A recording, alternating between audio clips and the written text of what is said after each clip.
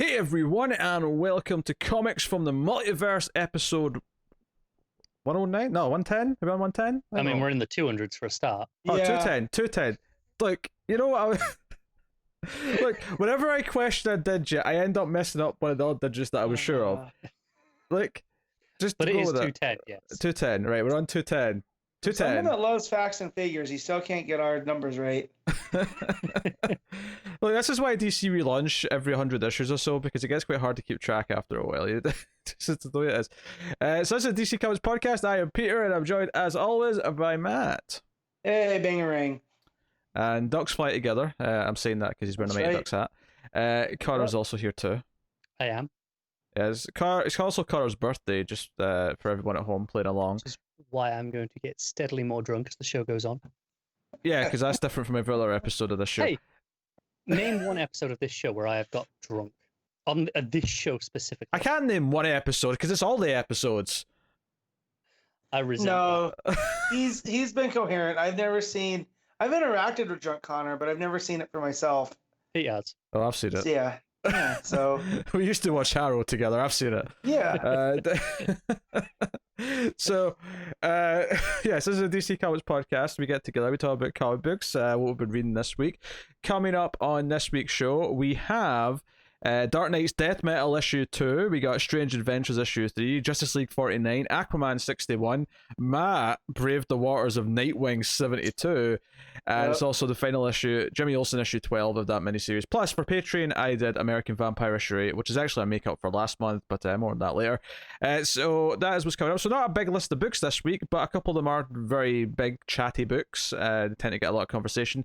More importantly than that, though, we do have October Solicits to dive into and talk about the news that springs out of those as we encounter it. So some big stuff to talk about this week, and we'll get into that as we dig through it. So as we are on episode 210, we're maturing as a podcast. We've reached that awkward age. Sure. Yeah, I don't know. If only we could all live to such a ripe age. They say the person that lives to 150 has already been born. So Yes, we shall see. Well, We probably won't see, but no. Do you know what, Matt? I'm not a betting man, but if I was a betting man, I'd put odds against it being Connor. Well, I resent that. I'm a healthy person. are you still doing the 5K running app thing? I am, yeah. I'm on week Oh, good. 4. Good on you. I would like to point that's out fine. that when he went to say healthy, he hesitated for a second. That's the start Well, of the drunkenness no, coming in. Healthy-ish. No, I was thinking about it, and then I'm like, no, I would consider myself healthy overall. I don't drink excessively that often. I am a healthy individual. And I eat reasonably healthy. I mean, through no fault, I don't eat any chocolate. I rarely eat any sort of sugary sweets. I occasionally have some crisps. That's about it. I cook all my own meals. They're pretty reasonably healthy. I'd say I'm reasonably healthy. Yeah. We all have our vices. Mine's, fast food. Connor's is alcohol. Pizza's numbers and not being able to line them up. So Yeah. I'm getting shit from the man who ordered Subway at 10 a.m. the other day. I was on the Subway. I was hungry. But it's not exactly healthy, is it? And then how many cookies did you have with it, Pete? It depends. Well, okay, first of all, the cookies. I'll get to the cookies in a minute. That's a separate point. Subway is as healthy or unhealthy as you choose to make it. Quite frankly. True. Right. True. And I am loading it up with a lot more healthy options than I used to for a start. And there's no cheese anymore because I gave up cheese. In fact, it's been a year since I gave up cheese. This is a full year without cheese. By choice, not because I was forced into it like Connor's body did to To be him. fair, other than on pizza, I hadn't had cheese in like 15 years. Well, I have not had cheese on anything, including pizza. Yeah, for but last you're year. lactose. Like that's But different. before that, I didn't eat cheese. So Look at the goalpost moving, right? So, yes, on the cookie thing, right? So basically, Subway have long had a tradition Right? A tradition. You know what I mean? Right? They've long had a The thing. Subway tradition. Right? It used to be 3 cookies for £1. Now, obviously, inflation over time, it's $1.50 now, right? But right. So the first time I ordered Subway at home, like a few weeks ago, I was like, oh, I'm going to get 3 cookies. I want 3 cookies, right? So when I ordered a Subway the other day, I went, you know what? No, I'm just going to have 1 cookie, right? I want a treat. I do have the you know, I've got the craving, but I'm not going to overdo it just because I can. And the bastards put in 2 free cookies with a little note saying, hey, please give us a good rate and enjoy the complimentary cookies. I'm like, God damn it! I'm trying to be healthy, and you're giving me free cookies. I ate them all, hilarious. Obviously. Yeah, of course it is. Who's healthier now? It's free cookies. You can't. Also, I want to point out, I don't think this alcohol is that much unhealthier than the energy drink Pete is chugging right now. Wait, what energy drink are you drinking? I am drinking a sugar-free Monster Sunrise, which is the orangey one. That's not too bad. Yes, but I mean, he I don't drink them maybe anymore. has more energy drinks than I drink alcohol on an Bill's average not. week. Bullshit. Absolute bullshit. One time, me and my friend decided to have a competition who could drink more energy drinks, and I almost died. So, have you ever seen that episode of Futurama where Fry has too much coffee and he vibrates into a new plane of existence? Do you feel like that? That's how I felt. Turns out the energy Slurpee from 7-Eleven, not the brightest idea. So, like, yeah. I admit, I have a mild vice here returns. of wanting something tasty to drink. You know, although on the upside though, it is literally the only source of any kind of caffeine I have. So it's not like I'm overloaded in caffeine. I don't drink coffee or anything like that because it's disgusting, quite frankly. You too. I found out this week that Connor doesn't like coffee, yet I know he loves tea, so I bet I can find a coffee that Connor does like. I love all kinds of tea. I love some whiskeys that a lot of people will go, oh, if you like your dark coffees, this is the whiskey for you. And I'm like, oh yeah, give me that whiskey. I love it. Like a good, a good Lefroy, like that smoky iodine whiskey. And they're like, this is for people who like their black coffee. I'm like, I kind of hate black coffee, but give me that whiskey. But see, I bet you with my coffee adventures since quarantine had started, and me getting really into the different kind of coffees and grinding my own, I bet you I could find one you like. Do you know what? I'm willing to admit that is possible because I've tried very few coffee. Because I tried a handful and was like, I don't like these, and then I don't like anything coffee flavored, which I know isn't the same, but it was like but it, combined with not liking the handful of coffees I have tried over my life, I was just like, well, I guess I don't like coffee. Yeah, maybe there is one out there for me. Also, it's Connor's fault I drink energy drinks anyway. I have to drink them to stay awake when I'm talking to him about various things. Otherwise, I just pass right out. Do you know the other day? He said he was trying to fix his sleeping pattern. He was getting it back to normal-ish. and then we did a recording at about 1 a.m. and he sat there chugging an energy drink. I'm like, well, hang on, what the hell are you playing at? That is not normal.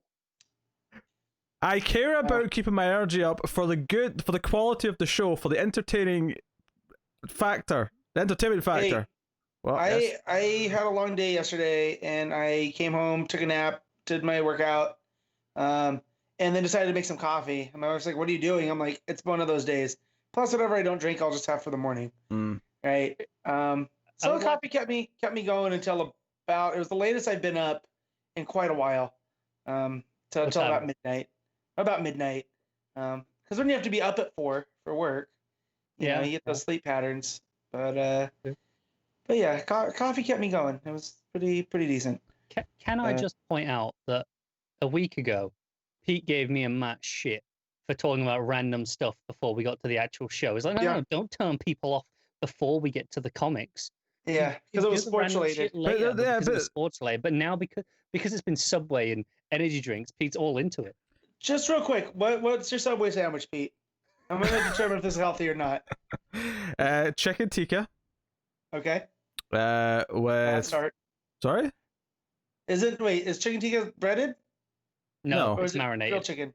Okay. No, chicken tikka is one of the low fat options on the menu. It's definitely one of the better ones. So I get lettuce, onion, peppers, chili flakes, and some sweet chili sauce on wheat bread. I mean, really, your only wrong turn there is maybe the sweet chili sauce because it's sweet. Yeah, you gotta have a little bit of a kick though. You gotta have a little bit of. But I'm talking about there might be extra sugar in there. But other than that, I would say that's it's a healthier sandwich than the one I get from Jersey Mike's. That's 4 different meats and a cheese and A bit of an overlap conversation here for anyone who's been watching the Doom Patrol reviews. Yeah, we talked about, because they brought up sandwiches in the episode, so it led to a subtalk. So, so yeah. And there's probably a lot of people who listen to this show who also listen to our Doom Patrol reviews because it's Doom Patrol and it's a DC show. So, all right, well, like just tangents are perfectly fine as long as I'm interested in them. The rest of the tangents are garbage. So.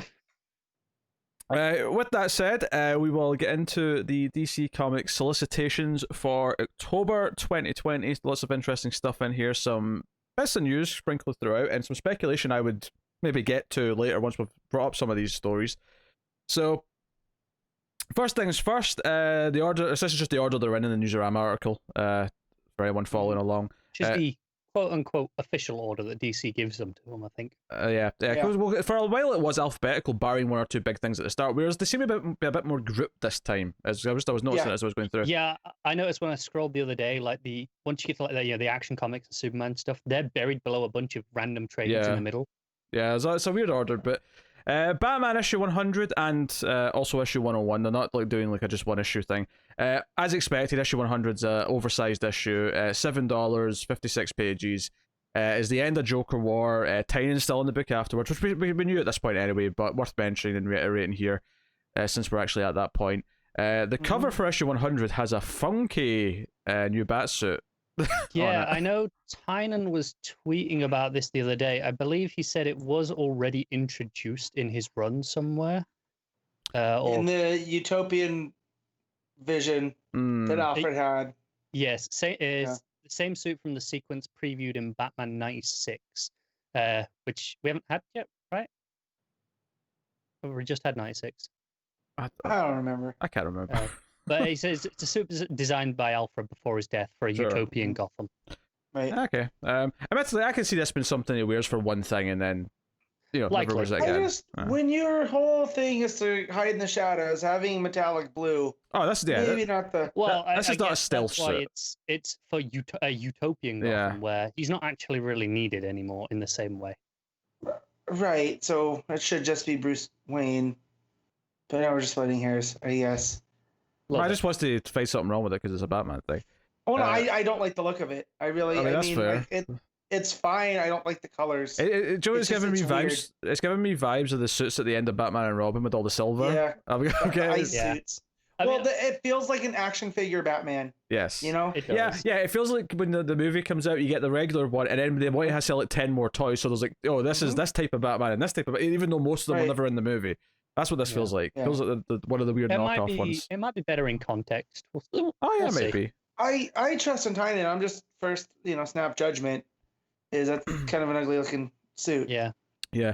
The main art on this issue is Jorge Jimenez. There are backup stories though, which I assume are still part of the run in the sense that they're not just like random side stories. Well, but they're all Tynan at least. I think my only disappointment with the fact that there are backups is that end of Joker War, you got a huge oversized issue.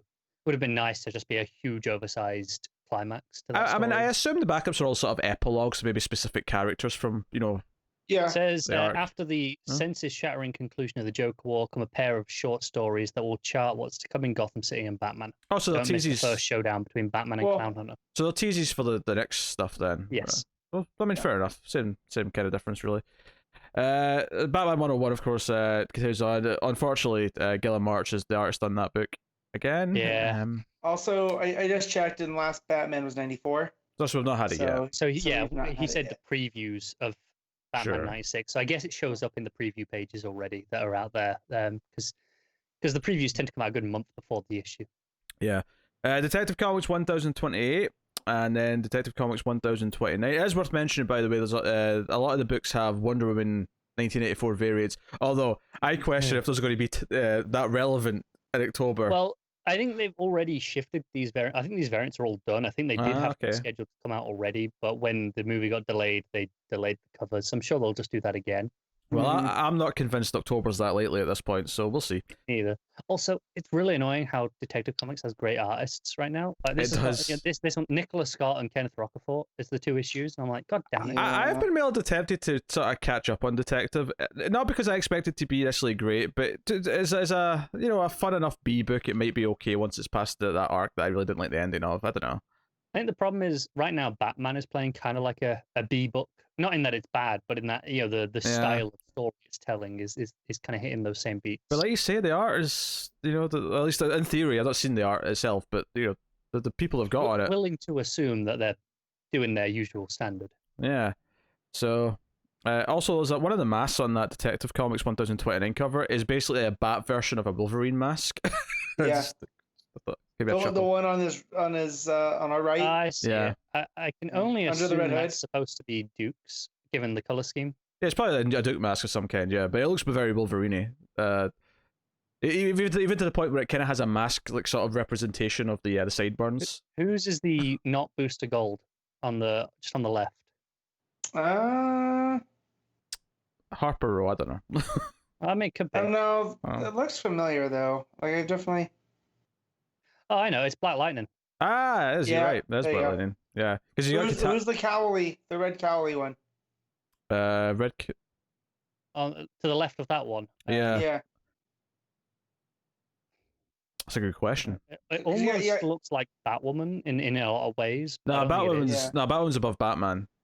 Yeah. And Robin's above her. You have Cass's right above that. So who's that is? I don't know. It looks like there's definitely a non-Bat character that I'm thinking of that has a mask like that. Mm-hmm. I'm just. It could be it's a Hawk. character. Hawk. Because we've got Hawk's Tanner mask over there. was like that, but I don't think that would be here. Nah. You know. Regardless. It takes out a Batgirl, which is the first of the ones of the story. I'm going to save my speculation until we get to all three of these. But just to mention here, of course, that this is the final issue of this run, and that is ending Batgirl with issue 50. It's an oversized issue, $6, 48 pages. It's still Cecil Castellucci. There's a few different artists on it. It's kind of sad that Supergirl kind of wound down and then get killed off. Or not, I mean, not literally killed off, but the book get killed off. Yeah. And then Batgirl, just a couple months later, is essentially doing the same thing, where this last little run's been kind of just... I will be shocked if Batgirl doesn't get a relaunch. I think she's far too popular a character. Well, yeah, I think given... even before we get to the actual speculation, just on Batgirl specifically, given that we had that tease coming in the Tynan... In the one-shot, I think it was the Dark Knight's one-shot. Maybe we're getting someone else as Batgirl, which is a good reason to renumber. That is possible. I even suspect the Supergirl might be back before too long, but I want to save the speculation until later, because it all kind of ties together. Yes? Can we talk about this Middleton cover? It's nice. It's gorgeous.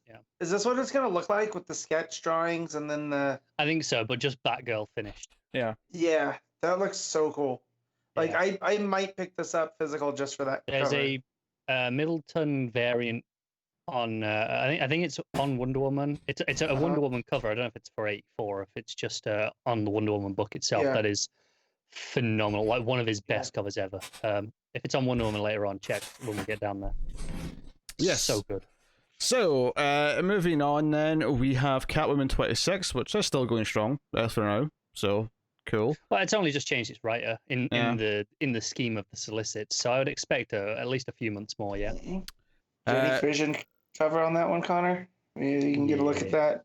Yeah, I already did. We have an oversized issue of Nightwing for issue 75, which they are flat out saying Nightwing is back. He's in his blue suit. Jurgens was hyping up on Twitter, which is cool and all. I think the problem with this, though, is that despite the fact that this is the big Nightwing is back issue, which makes it mild attempting to read, it's still a continuation of the run that was going on. So, like, how much of the plot is going to feed into like where he was just before he came back? And I feel like I need a new writer to jump on with at this point. Yeah, and it's not that I dislike Jurgens. I mean, that's not really the problem. But I don't here. really want to read the previous 20-odd issues or whatever it's going to be at that point. Yeah. So that's a thing. So one of the big new books actually this week, a 12-issue series, a Tom King 12-issue series, which has kind of become his speciality, with Jorge Fornes on the art, and this is a Rorschach 12-issue series with a phenomenal cover, might I add. I love the old book cover that they've got going here, the style. So my opinion on this is kind of layered. On the one hand, I don't necessarily want them to keep doing Watchmen things right now. We've only just had Doomsday Clock. We've had a TV show. Like I could do with them staying away from Watchmen characters for a while.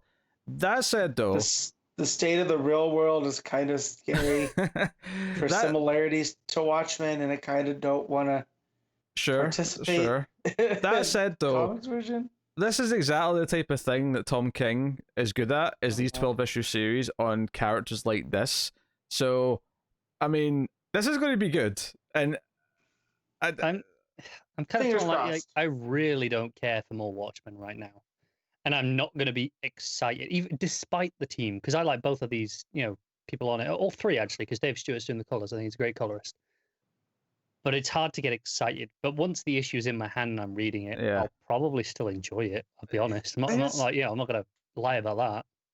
There's been a lot of talk about Rorschach lately, and about how Alan Moore created him to be this, what he imagined Batman to be like for real.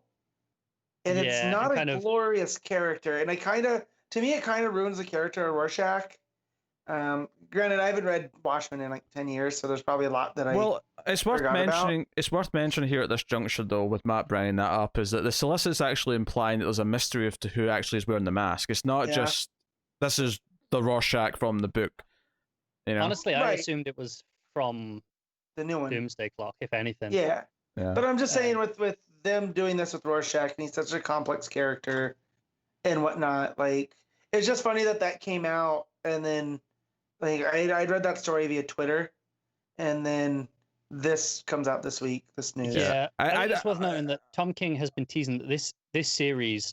I think it was this one that he was teasing about a few months ago is done. All of the pages are drawn. Yeah. Everything is completed on this entire book. Yeah, he's been teasing a Watchmen project at some point, but also, just to add back onto the premise of this book, is that I don't think it is the one from Doomsday Clock, because this is set 35 years after the original story, and Doomsday Clock was only set a handful of years later. So this is actually in the 90s. This is more like the TV show, in that it's a sequel that's set in present day. I think I kind of like that, in the sense that I like that if we're going to do a Rorschach thing, it's not either the original or the Doomsday Clock one. It's again someone else wearing that mask, and this maybe is something to explore. What I do like as well is there's no reason that it's not the same universe still, right? Because obviously in Doomsday Clock, it took the characters from, like, say, a handful of years later, but that world still continues on its own trajectory. It could be a part of that, or it might not be. I think I'm not too fussed either way. I think what I like about this potentially is that, much like Doomsday Clock and the TV show, it's just an optional sequel, and if you go into it with that sort of mindset where this is just set further down the line, and both of those ended up being great sequels to Watchmen in different ways. Connor's making faces. What did you not like? He didn't like the show. The TV show lost me towards the end. What episode 8 was the best episode? How you're in a vacuum, I think that episode is fantastic, but I don't think it delivered on the promise of the show overall. Like, the first 3 episodes really set up what the arc of the show was, and then by the end it was like, here's Manhattan and Watchmen and stuff, and I'm like, this isn't really what the show was. No, I felt like it earned it. It did the Damon Lindelof thing where it got in the weeds a little bit too much, and I kind of forgot what they were going for, and then it picks it all back up at the end. Like, individually, all the episodes are fantastic. Every single one, even the last ones where I was feeling this, but the back half of the season, I felt like it got really hyper focused too much and kind of lost track of the overall narrative. For me. For anyone listening, I disagree with Carter thoroughly and recommend you check the show out for yourself. As do I. The generational struggle there is really, really good. That's, I think, what it nails. But Jeremy Irons, his character. Oh, he's great. I'll say no more. Holy, next level. All the performances are fantastic. While that show was airing, like, every week I was going, Miss Crookshanks! Miss Crookshanks! Of course. Loved it. All right, so Rorschach, I'm actually really optimistic. I didn't necessarily want more Watchmen stuff, but I mean, if we're going to do it, then a Black Label Tom King 12-issue series with a good artist is pretty much... it has no bearing on continuity, which usually Tom King is great at. Yeah. So next up, we actually have another White Knight book. Batman White Knight Presents Harley Quinn, issue 1 of 6. Although not written by Murphy. Murphy is doing the art with Katana Collins, who is writing the book. Which I think is his wife. Is it? I think so, yeah. Yeah. Oh. he married someone named Katana. I mean, fair. I mean, maybe it's just a pen name, but still, that's what it is. I mean, if not, rad. Yeah. So our Black Label book, obviously, 6 issues, focusing on the Harley. The cover has her holding the two babies, the 2 kids. Yep. Yeah. And just on this, there's an extra little bit of news that I'm just going to throw in here to go with it. Sure. The Harley Batman digital first, Harley black and white and red. Yeah. The July 31st issue is actually like a prequel to this book in that it's doing a which is kind of Harley issue tied into this. It's a lot like how that first one was that's a little tie into Harleen. Sejik's stuff. Yeah, this is in the same vein, but instead of being a sequel to a book, it's the prequel. I mean, it's neat enough for what it is. So I mean, it's interesting they're doing a book with a different writer, even though it's one that's still closely connected, and they're focusing on a different character. Because up until now, it's just been White Knight central with maybe like a one shot we had, I think, of the free stuff, but that was pretty much it. Yeah. And speaking of Black Label books, we got an interesting one announced. Something that Scott Snyder's been teasing or promising, I should say. He's been pleading and promising for us to believe him that it's coming back someday. And maybe the wise thing here is to treat it a bit more like Hellboy and just say this is a miniseries rather than an ongoing again. Is we have American Vampire 1976. Scott Snyder with Raphael Albuquerque. It's a 9-issue book, and it's coming back in October. Perfect for Halloween season, I suppose, so I can't really fault the timing. Yeah. Also, I'm going to have to read Second Cycle before this comes out now. Sure, yeah. Yeah. Worth noting that Snyder has said this is the ending of American Vampire. That's cool. This is, at least for now, what he's got planned. This is the end of the story. I got to this in the Solicits and I thought, we did do Hill House books, and I was like, no, do we cover this on the show, or do I want to like read it and cover it on the show? Yeah. And I think I do, which is weird because obviously I'm working through the original book via Patreon right now. I do have like maybe an arc or 2 of Second Cycle to read to be caught up, because I had read the first arc of it, I'm sure, when it came out. I read the first 4 issues and then kind of fell off because it wasn't up. You could tell that it took the backseat to whatever Snyder else was working on. It was kind of disappointing. The schedule was kind of hit and miss. Hit or miss. Yeah. But I have all the other trades. Those are the only ones I have in single. So I should pick up the trade when I go to the shop. Yes, and there's so many books ending that I think this is fine to see. Because I mean, even before we even get to the cancellations, we mentioned one obviously in this Solicits, but obviously most of the Hill House books are done now. We got one left that we're covering, and other things have been wrapping up. So we're definitely seeing kind of a loosening more in that when we get to the Solicits, because when we get to speculation that I want to get into. Just in general, by the time I skimmed through these Solicits the other day, I was like, at the end I was like, wait, is that it? It felt really light. There's only, because I mapped out what was coming out each week just for the schedule. And there's only the week 4 is actually kind of a big week. The rest of them are all kind of medium at most in terms of book count. So I just see that's a couple of big ones here, because we mentioned these last week when they were announced, which is DC The Doomed and the Damned, which is your 80-page one shot with stories by a bunch of different people, horror focused stories. And then of course the other one being the Swamp Thing, Legend of the Swamp Thing Halloween Spectacular issue 1, which is a 48-page, so more annual sized, but also a collection of short stories. Again, great creative teams on that one. So I'm just skimming through those because we mentioned them a lot last week. And then Batman 3 Jokers issue 3, Jeff John, Jason Fabok, with a lot of variant covers by Fabok. All of them, art and cover by Jason Fabok, variant cover by Jason Fabok, 1-25 variant by Fabok, 1-100 by Fabok, Premium G by Fabok, Premium H by Fabok, Premium I by Fabok. Yeah, I've seen an interesting this new tactic they're doing with these covers. They're sort of testing it out on 3 Jokers, which is they've got their 1-25 and 1-100 variants. But they're doing this thing where with these premium variant covers where it's not just that you get 1 for 50 copies. If you order 50 copies, you're then allowed to order as many of this variant as you want. I think that's how it's working. So for stores that sell a lot of Bat books, which a lot do, then they're eligible for this. And Batman is one of the, in general, one of the biggest selling characters and books. So this will probably sell quite well for most stores. Back when it was okay to go and hang out in the comic shops, right? There would be guys that would just show up just to buy Batman whenever the new thing came out. Honestly, does not surprise me in the slightest. So them doing this, I see these being really successful. Yeah. And I believe, I don't know if it's just for like each issue or if you have to do it for all 3 issues, but if you get if a store gets all of the premium covers, which would mean, so in this case there's 3 of them, so this would be 150 copies at least they're buying to get the 3 of them.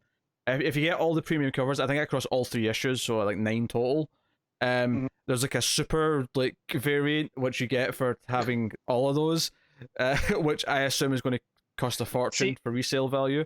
That's the 150 copies sounds like a lot, because obviously, but for most stores with Batman specifically, I don't think that's actually necessarily that much more than their regular orders. No, I don't think so either. I mean, so obviously stores vary a lot. Some stores are a bit more Marvel, focused with their customers. Yeah. But so if you get that though, then you also get the 125. Yeah. You get X amount of those. You get the, at least the 100. Yeah. Like it's almost like, I don't know if you guys had to do like fundraisers in school, but like you sell this much, you go to this level, and then you go to this level.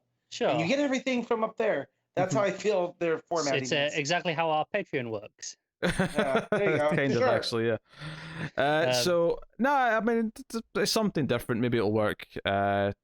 Maybe this is more. I hope shops don't feel the pressure to overorder for the sake of covers. Yeah. I hope they manage anyway.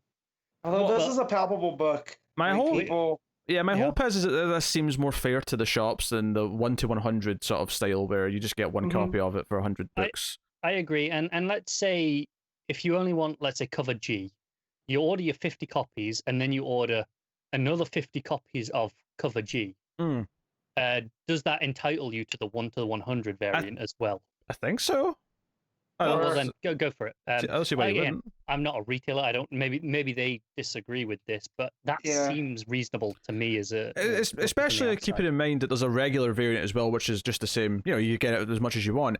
So and there's so many people who will buy both regular covers that already covers you for X number of copies. So.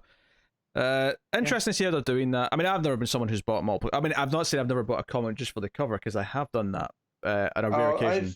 We've all been it's very rare. I mean, I did get a Ribic Thor that I already owned that I paid a premium for. But it's Ribic and it's fantastic. Well, I have in the past paid more for a variant, but usually not on top of the regular cover. I don't buy both. I tend to just buy the variant at that point. Oh no, that one's framed. So and it's signed by Aaron. So that's why I bought it. That's that type. But that's super rare that I've ever done. Yeah. So cool to see. Obviously, I'm looking forward to that. It's weird because we don't have any of the issues yet. 'Cause it's only 3 issues. So, but I'm looking forward to reading it all the same. It can't be that far off though. Now. Oh no, obviously, yeah. I think next first issue must be next month then. But it must be by the process of how Solicits work. Yes. But we got Dark Knight's Metal issue 4 next. Not really much to say on this itself. A phenomenal cover. Honestly, one of my favorite covers in all of these Solicits. Yeah, I mean, obviously we're talking about issue 2 later, but they're playing into some Doomsday Clock stuff a lot more than I would have thought. Yeah. So cool stuff there. A couple of one shots as well. More death metal one shots again. These are 48 pages, $6. We got Dark Knight's Death Metal Rise of the New God issue 1, which is James Tynion IV and Brian Hill, which is cool. Nice pair there with Jesus Marino and Nick Varela on the art. So we have that one. I'll read this solicitation just to upset Matt because the first sentence is really funny. Batman always wins. I was just going to say, technically there's a full stop after each word. So that is technically 3 sentences. True, yes, very true. There's irrevocable truth, thank you. Truth resonates to the very heart of Perpetua's battle to win the Batman who laughs, and when her ally reveals his absolute nature, she will upend his mantra and destroy the last planet, his planet. But that's not enough, and the mother of all creation must wonder, if power lies in destruction, why would she ever stop? But that's the thing about truth. When it turns to fact, this is kind of all fluff to be honest. There's no disputing the godlike reverence, and so enters the darkest night, featuring a backup story that spins out of the cliffhanger from Dark Knight's Death Metal Multiverse's End issue 1, which is cool because we'll read that too. Correct me if I'm wrong, but Multiverse's End was the Tynion one. Yes. So I'm assuming Tynion is actually doing the backup, and Brian Hill is doing the quote unquote main story here. So just a strange ordering on their credits, maybe. Yeah, and then the other one shot, there's 2 1-shots here this month. Probably the one that's the most conflicting of whether or not we should read it because of the artist. And that is Dark Knight's Death Metal Robin King issue 1, which is written by Pierre J. Tomasi and Tony Patrick. Fine. Art by Riley Rosmo. I'm skipping it. I'm just saying, 'cause I was like, oh, Robin King, because we knew that was like a thing that they teased on Snyder's board anyway. And I was like, okay. What's interesting is this solicit, at least on Newsarama, actually misses off some of the details, the page count and the price. I assume it's the same size as the other ones, which is $5, 48 pages. Yeah. The thought of a 48-page Riley Rosmo comic. But there's a backup by Daniel Sampere. True, yeah, there is. So, you're right. So it's not all 48 pages. True. Yeah, but just... I got, Robin King, Peter Tomasi. I was like, okay, I'm interested. Riley Rosmo on art. Never mind. Yeah. He can't keep getting away with it. Courier Breaking Bad gifts. So there you go. And then we have the Justice League issues, which are still Death Metal tie-ins, written by Joshua Olsen. Amazing Starfire on the cover. Yeah, the Mohawk. Yeah, you're right. That Liam Sharp Starfire, I need it. Oh, that's it. So Justice League 54 and Justice League 55, respectively, both out in October. So that's cool. Then we have Deceased Dead Planet issue 4. Joe, as much as this is a small list of books, there's a lot of big books in it. There's a lot of things I'm excited for, which is the most important part. So Deceased Dead Planet issue 4, Tom Taylor obviously still writing. 4 of 7, that is. So 3 more after that. He's got a Ryan and a hell of a armbar on that cover. Hey, did you learn what arm bar is from Chris Jericho? Because he knows his arm bars. He does. Yeah. I had a mighty laugh when he yelled armbar. Yes. Last God, Songs of the Lost Children, issue 1. Jeez. If there was ever a book meant for Connor, it's this one. Well, I mean, this is already an ongoing series, and this is just a one-shot set between issues. Well, I mean, I think it's actually set before the main book, but coming out. But before.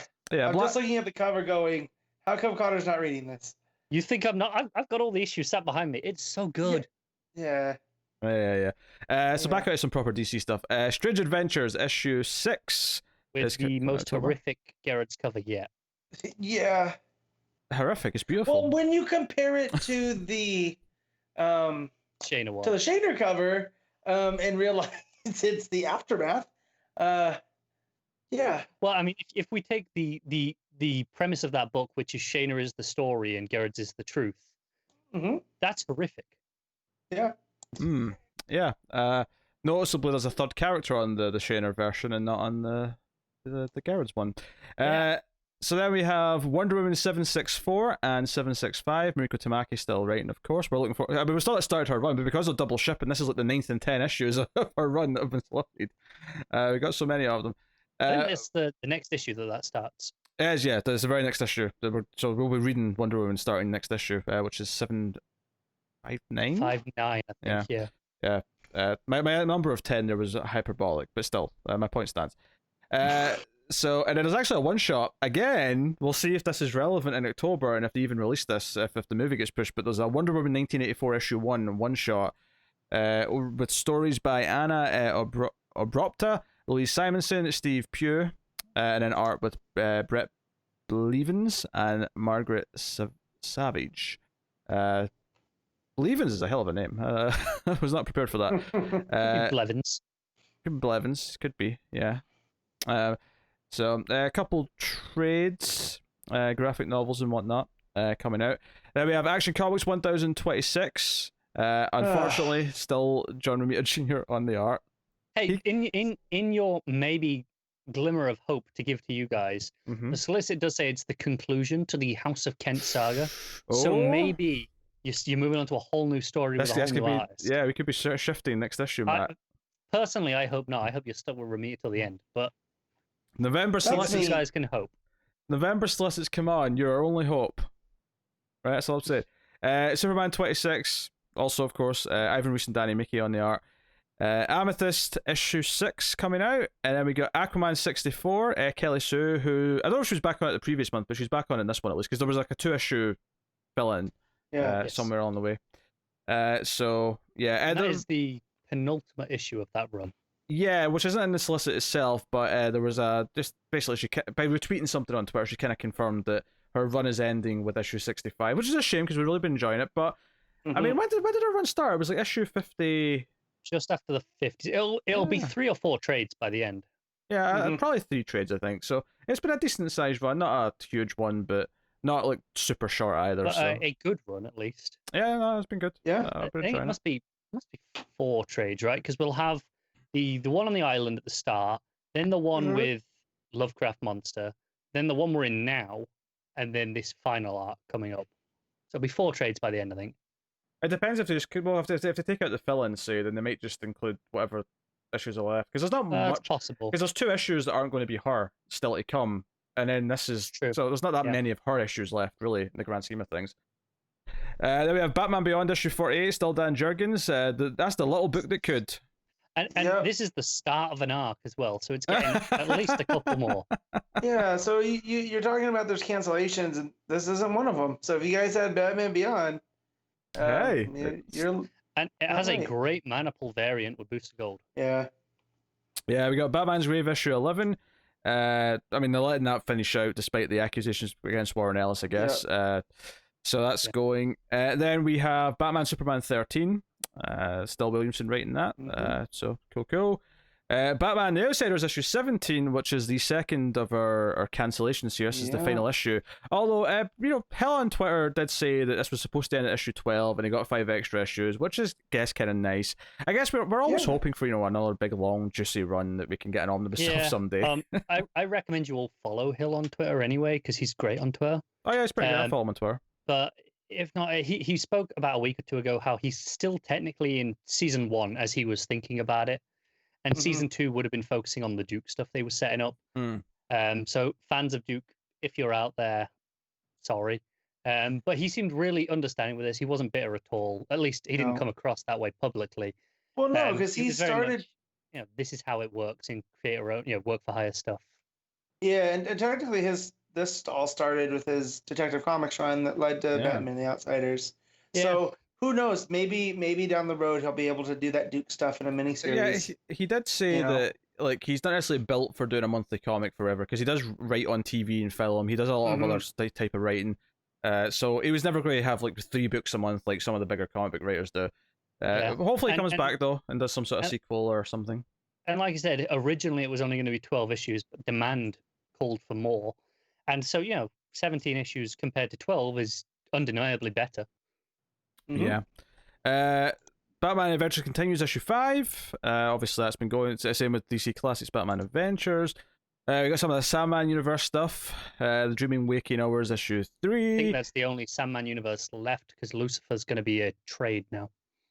Sure. Far Sector issue 8, which is now bi-monthly, which I keep forgetting. That changed. That's going to be rough, right? Yeah. We got the Flash 763 and 764, which is interesting because, of course, these are the first issues post Williamson's run. And the fact that there was no announcement of this new writer, and the fact that I've never heard of this person, does make me convinced it's a fill-in run or arc or whatever. If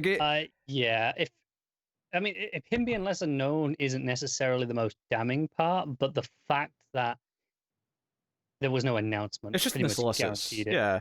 It's just buried in the solicits, so it definitely doesn't. They're not making a big deal to follow up, a very lengthy run by one writer. Yeah. I think they want to generate. I can give you his entire comics history very, very briefly.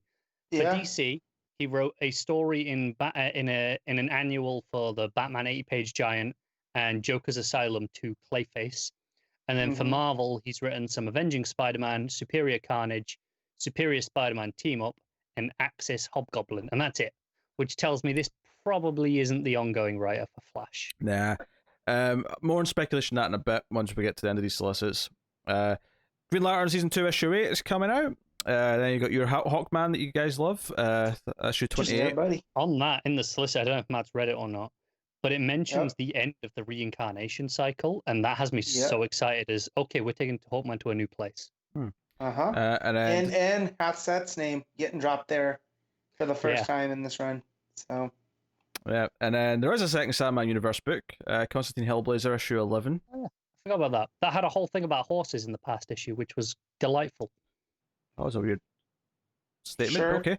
Okay. Justice League Dark 27. Still, trucking Pete, along. who does art on that? A man That was K cool, and you man. helping. Oh, you got it. I mean, I'll give it a go. Actually, the only thing going against you for making me do that is that I've had to read that name before, so I've at least, even if I'm completely wrong, I've got a thing that I go to now. So I scrolled down to it and went, gotta make Pete say it. Yeah. And then the next book is Justice League Odyssey issue 25, which is the other one that's finally been cancelled. To be honest, this getting to 25 issues blows my mind. I thought this was going to be done at like 12. So We've been saying ever since like issue 12, like still not the final issue. I know. But you know what? You know what this means? With this ending, it's looking like Starfire's coming back through Metal. Starfire's in the Justice League book for Metal, so Yep. So we might start getting these characters back elsewhere. Whatever goes forward. I want more Jess. Jessica Cruz, Starfire, Cyborg, who I've grown more fond of watching Doom Patrol, which is weird. It's great. It's weird how that, however many episodes I've watched has made me care about that character more than most comics of his I've read. So yeah. Yeah, Justice League 2020. All right. I made sure to do a joke from season 1 that Matt would get because yeah, didn't want to spoil anything. As much as I really want to talk about a team up 70s thing. Are you talking about I can guess from Twitter. Well, I'm more considerate than Twitter. All right. Yes. To be fair, it's all over the place. So I'm guilty. Yeah. It's 2 last names, right? Yes. Yes. Yeah. But I mean, Although that doesn't spoil anything.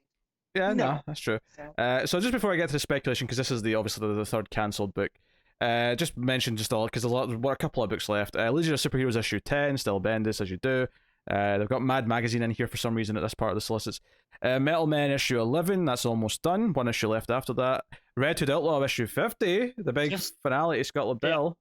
On that, what's annoyingly interesting is one, okay, it's an oversized book for issue 50. That's not a surprise, but it's not final issue. But we know it's Scott Lobdell's last issue, so there's presumably a new team coming on. Meaning that David could just keep making you read Red Hood regardless of who's writing it. But Tom Taylor could join at 51, and I'll be happy about It's that. not happening. Get out of your head. No. That said, it is saying it's calling the end of the Outlaw era, so if it relaunched as something else, I wouldn't be who knows? surprised. Yeah, it could be like just Tales of the Red Hood issue 51 or something like that. I mean, because it's not the first time they've renamed it. They kept the number. They're in the middle of this run, so. Yeah. And then for some reason, Scooby-Doo's before Suicide Squad. Okay, Suicide Squad This 10. is where it feels alphabetical. Yeah, it's kind of alphabetical now, bizarrely. Teen Titans 46 coming out. Obviously, we're excited about Suicide Squad. I don't want you to gloss over that. Just the next issue. There's nothing to say, really. I know. And then Young Justice issue 19, which wraps up the last of the regular issues. So, as far as speculation goes, I do think it's notable that we've got 3 books ending in October. The Flash is clearly in a holding pattern.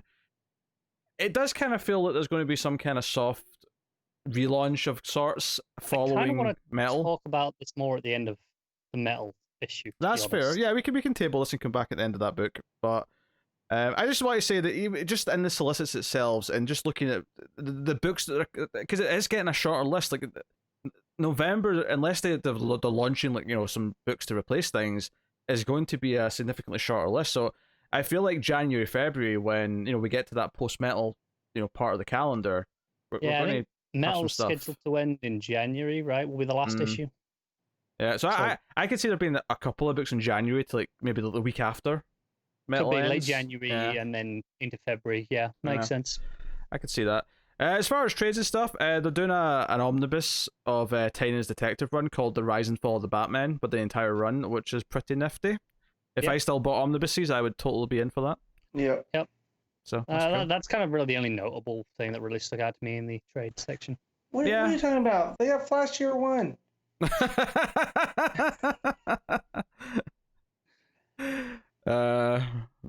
Matt's such a kidder. Let him go.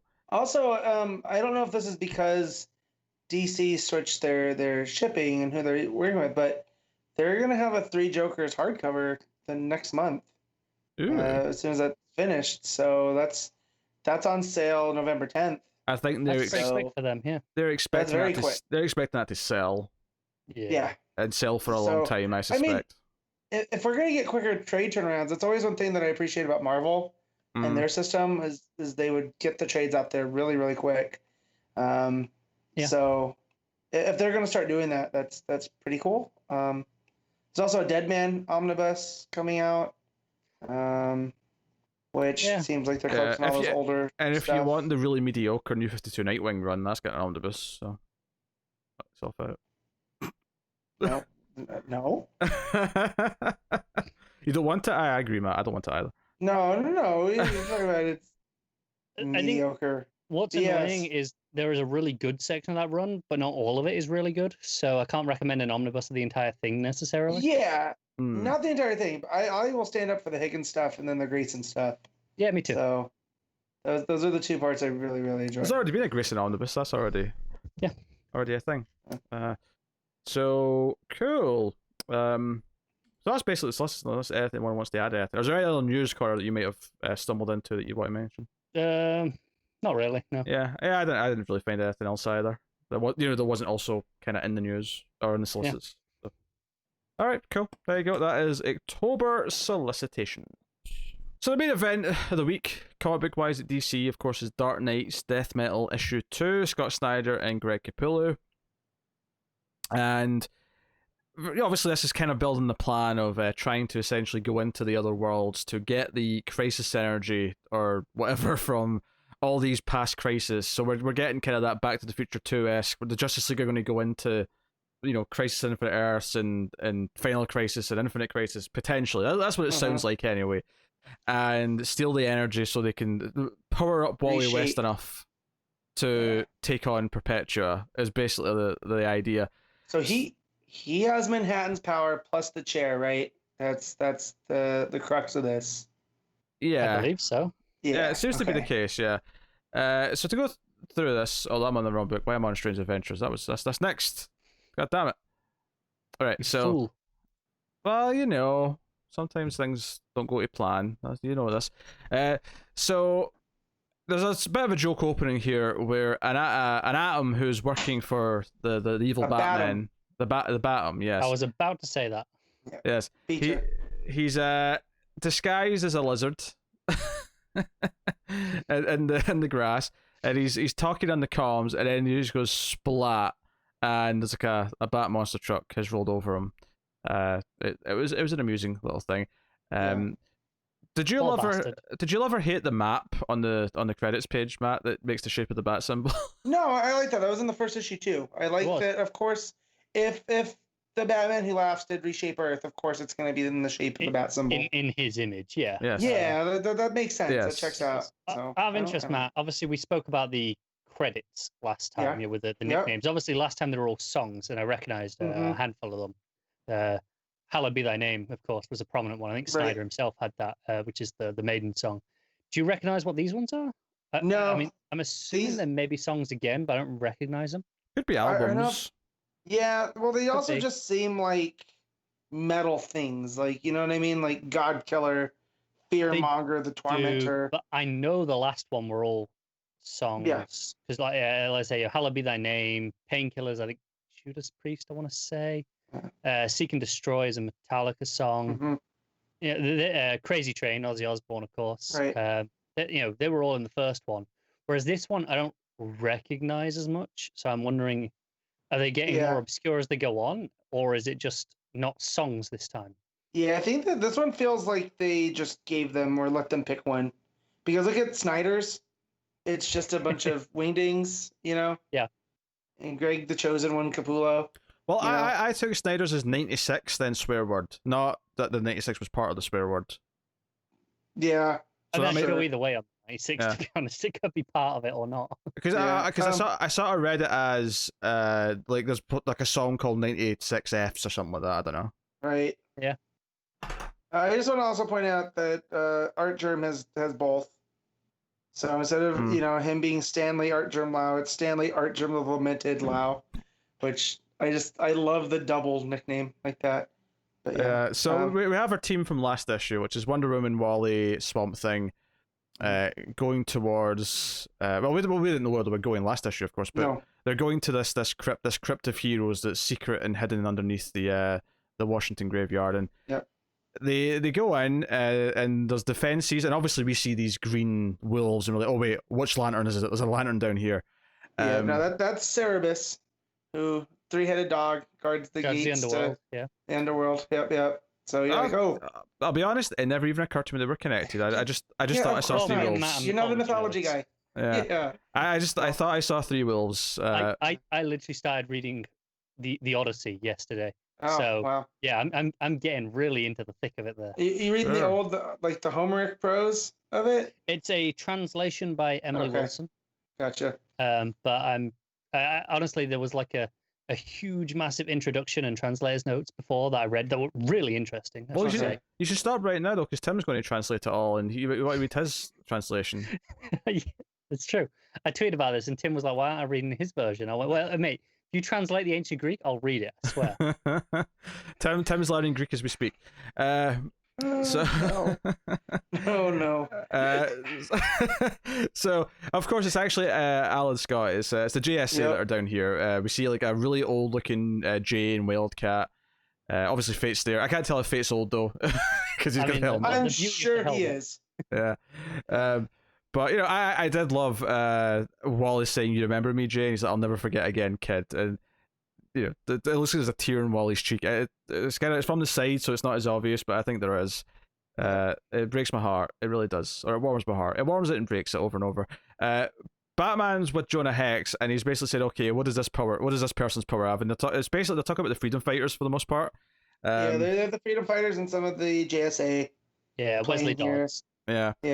And he's basically, okay, recruit everyone. Yeah, we'll take them all. We have to get everyone. And Batman's still operating under this idea that he wants to just win the small fight because he doesn't believe they can win some gargantuan multiverse fight that can reshape everything and bring everything back. But Wonder Woman he fails. And he doesn't believe. All right, Matt. All right. From the book of Yoda. He's this anti-Matt agenda, which is somehow also a Star Wars reference. Everything I hate about the world. Yeah. So Wonder Woman basically convinced him, saying, "No, we've got this idea. Basically, everything that's happened, we've resulted in this world that this has been created by the Batman Who Laughs." And she explains the plan to Batman. So even though it was kind of hinted at last issue, it made it very clear here that they're going to go into these dark multiverses of these previous crises and basically try and harvest the energy. Yeah, power up Wally so that he can take on Perpetua. So it's not about fixing it Back to the Future style, or Back to the Future 2 style, I should say. It's just them going in and interceding just enough. They're going to let the crises happen. Play out. Yeah, they're not like trying to prevent. Yeah, they're not changing the timelines. They're just there to harness the energy of the crisis themselves. And theoretically, I can only assume by the end of this, start their own crisis in some way. Well, no. An anti-crisis. The anti-crisis. Well, but to reset the world in the image they believe it should be in. Yes.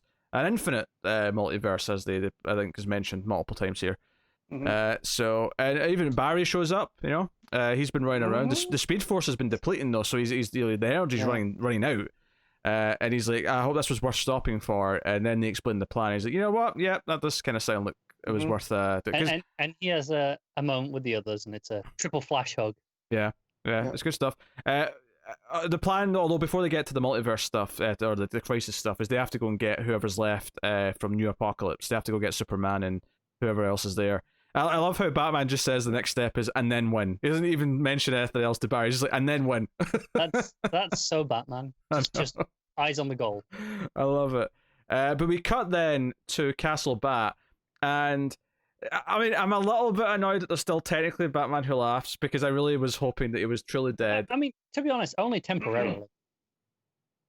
Well, it's still kind of a version of the Batman Who Laughs. I mean, at first, but once he shifts, I would say not really. It's still him. It still comes from him. I don't like this. But let me explain what happens then for the context. Then Matt can go Matt on it. They put Batman Who Laughs' brain into a Bruce Wayne from an Earth where Bruce Wayne became Dr. Manhattan. I'm assuming this is in the same sense that Wally West kind of became Manhattan. Very that way. possibly, yeah. Like it was more like that rather than straight. He was John Ostrander. Yeah, he was the original Manhattan. Yes, and he gets up and he's kind of like a demented looking Dr. Manhattan. He then uses the Manhattan powers to just the Bat Rex, the B Rex, and he just kind of like makes him disintegrate with his powers, Manhattan style, and then does it to everyone else eventually in the scene. And then he forms into a Batman Who Laughs, but blue, like Manhattan, and he has the Manhattan style text. Well, he has the Manhattan style bubbles, but the font is very much Batman Who Laughs still. Right. I actually really like that touch. It's a lot more readable on the blue background. Well, that's actually why I like it, is it's easier to read. I hated the red on the black. It was just a pain to read. Yeah. So, I'm okay with that.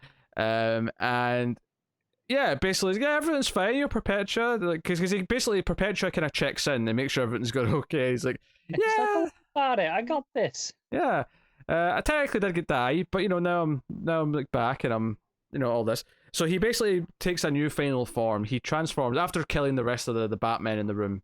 He makes them all disintegrate. I love the visual of this actually, like the floating eye and just the parts. It reminds me of something you get in like a Doom Patrol comic. I was gonna say, it feels like Morrison. Yeah, which, I think is a reasonable point of comparison there. But he becomes the Darkest Knight because he's aware that Diana and that are making some kind of play, so he has to sort of counterplay in order to fight back. Love the length of the years. So he becomes this complete pitch black shadow with the long bat ears, and he's the Darkest Knight. So that's what we needed. We needed a Batman who became Joker, and now we need a Batman Joker that's omnipotent. Great. And that's why I say this isn't really just the Batman Who Laughs. The way this final transformation makes it feel different, at least to me. That's not him. You guys have filtered this. It's him in a way, but it's different. It's not just it's him on steroids now. Yeah, it's him with a new image. That's it. Yeah, that's enough to make it different for me. I mean, he's scarier than he's ever been, right? Like, yeah, I'm not even saying I dislike where this goes. I rolled my eyes a little bit when I realized that there was going to be so, because see when he first popped back up and he reformed into the shape of Batman. I rolled my eyes too. Yeah, right. I wasn't really feeling that so much, but when it got to the ending here, I was like, okay, you know what? Clearly, this is the end game of this character. He's not going to be around after, so he better not be. Snyder, DC, I'm telling you right now. This is the version that's on that cover in the Solicits that we just talked about. That I thought was a phenomenal cover. So, but I do like the art here. I like the horror approach of it. Oh yeah, it's ghastly. And he makes the wisps of the shadow coming off it. Really and he makes the Robin that's left here, the Robin King, which obviously ties into that one shot with the Riley Rosmo art that we're going to be getting in a few months. So that's there. I like how he goes crow. So it goes from crow to crown. Yeah, that was a nice touch. I feel like that's one that works in the comic, but it would be really hard to do if they'd ever adapt this into a movie or something. Like, how do you say that out loud and make it work? It only works when you read it. Yeah. Yeah. So then we cut back to the others. They're going across the Arkham Wasteland, which I'm okay with that title. I like it. Yeah. And what is that bike Batman's riding with? The bone. What is that skeletal? It's the Bat Skeletal bike. That's what we've seen. Yeah. But what exactly? It looks like it's Man-Bat's head. That's kinda, yeah. Yeah. I don't know. That's kinda. I like how Diana's using Swamp Thing as a shield. I thought that's a nice touch. And they're riding Harley's hyenas. Uh-huh. Yeah, and then we find all the evil Batmen from the first metal, but it's not really them. They're actually just kind of like Batman's like automated guards for this base that he's got. Robots built by Toymaster. By Toymaster, who of course built the Justice League Megazord from the start of Metal, which reminded us of in the text, which was nice. And the end of the issue is that they're going to get to New Apocalypse. Obviously, they have to get there, right? How do they get there? So the team. So again, this team. Now the GSA aren't with them. They're still back guarding everything. They're probably protecting Wally, essentially, back at the secret crypt. But we have the others here. And how are they going to get to New Apocalypse? They're going to ride a giant rocket, which is basically a human-shaped rocket, which is a combination of Batman, Superman, and Wonder Woman, and it is the weirdest goddamn thing. It's the Trinity composite design, right? Yeah. Oh, and both say that again because you talked over each other. I couldn't make out either of you it. go first, Connor. I just said this is such an incredibly Toymaster design. Sure, yeah. Yeah, because I mean we used to have the Batman Superman composite, Rocket. Yes. Right. That was from Jeff Loeb's run. Joe, Batman Superman. what I think doesn't work about this is that the red lips just make it look more Joker-esque than it does Wonder Woman-esque to me. Sure. I can see where you're coming from there. Yeah, that's what I mean. Obviously, the headband part and the W on the belt and what that obviously that's is all enough fine to kind of present Wonder Woman. Yeah, yeah, but I do like how it is the Trinity composite now. Yeah, and also I just like the idea we have Toyman on retainer to build these giant mechs now. Yeah, that's just cool. I am terrified of how much this thing cost to build. Like, how much money did Bruce give him to do this? You can't think about that. Exactly the correct amount. Yeah. Toyman definitely didn't skim a single cent off the top. This is at least $40 million. I'm just going to say. Look at it. It's gargantuan. Oh dear. Yes. So. I like how it doesn't have hands. Well, there's rockets. More rockets coming from the hands. But that was my favorite touch. Is that there's no hands. It's just rocket fast. Yeah, obviously there's less introduced in this issue to really get wacky with the speculation like the first one, because the first one introduced Wally, introduced the whole concept. This just sort of really sets up what the plan is, puts the main team together, at least for now. Obviously, once they get Superman and whoever else, they'll have a bigger team. But it really puts things in perspective and place, sets up sort of what the Batman Who Laughs is becoming. I thought it flowed really well, and it was an easy read actually. So, which I don't always say about a Snyder comic, so I think that's notable. Yeah, I think there was only really one page of exposition, Snyder exposition. Yeah. I would say it was the page near the start with when we're in the underground with Batman and he's talking to Wonder Woman, and there was the page with like Manhattan on it and the Trinity at the bottom, and even by Snyder's standards, the exposition was. And I felt that some of that was a nice summary of where we are right now, because we're in such a complex status quo in this book. You do need to do these things a little bit, yeah. It wasn't overly done, that was the most it got. Honestly, I thought this was a really fun issue, with what it was doing. My biggest complaint, is I felt the lack of following up on the Lobo tease from last issue. Yeah, sure, yeah. I'll be honest, I'd forgotten about it until you just said it. So yeah, no. I was waiting for it all issue. I was like, we've got to follow on. What did he find? And then I'm like, God damn it, another issue without knowing. I've got to wait until next time. And also, he was a variant cover, too. Yeah, okay. So you were kind of like, oh, maybe there'll be more, but there wasn't a lot going on, and it's hard to slide it for moving the story.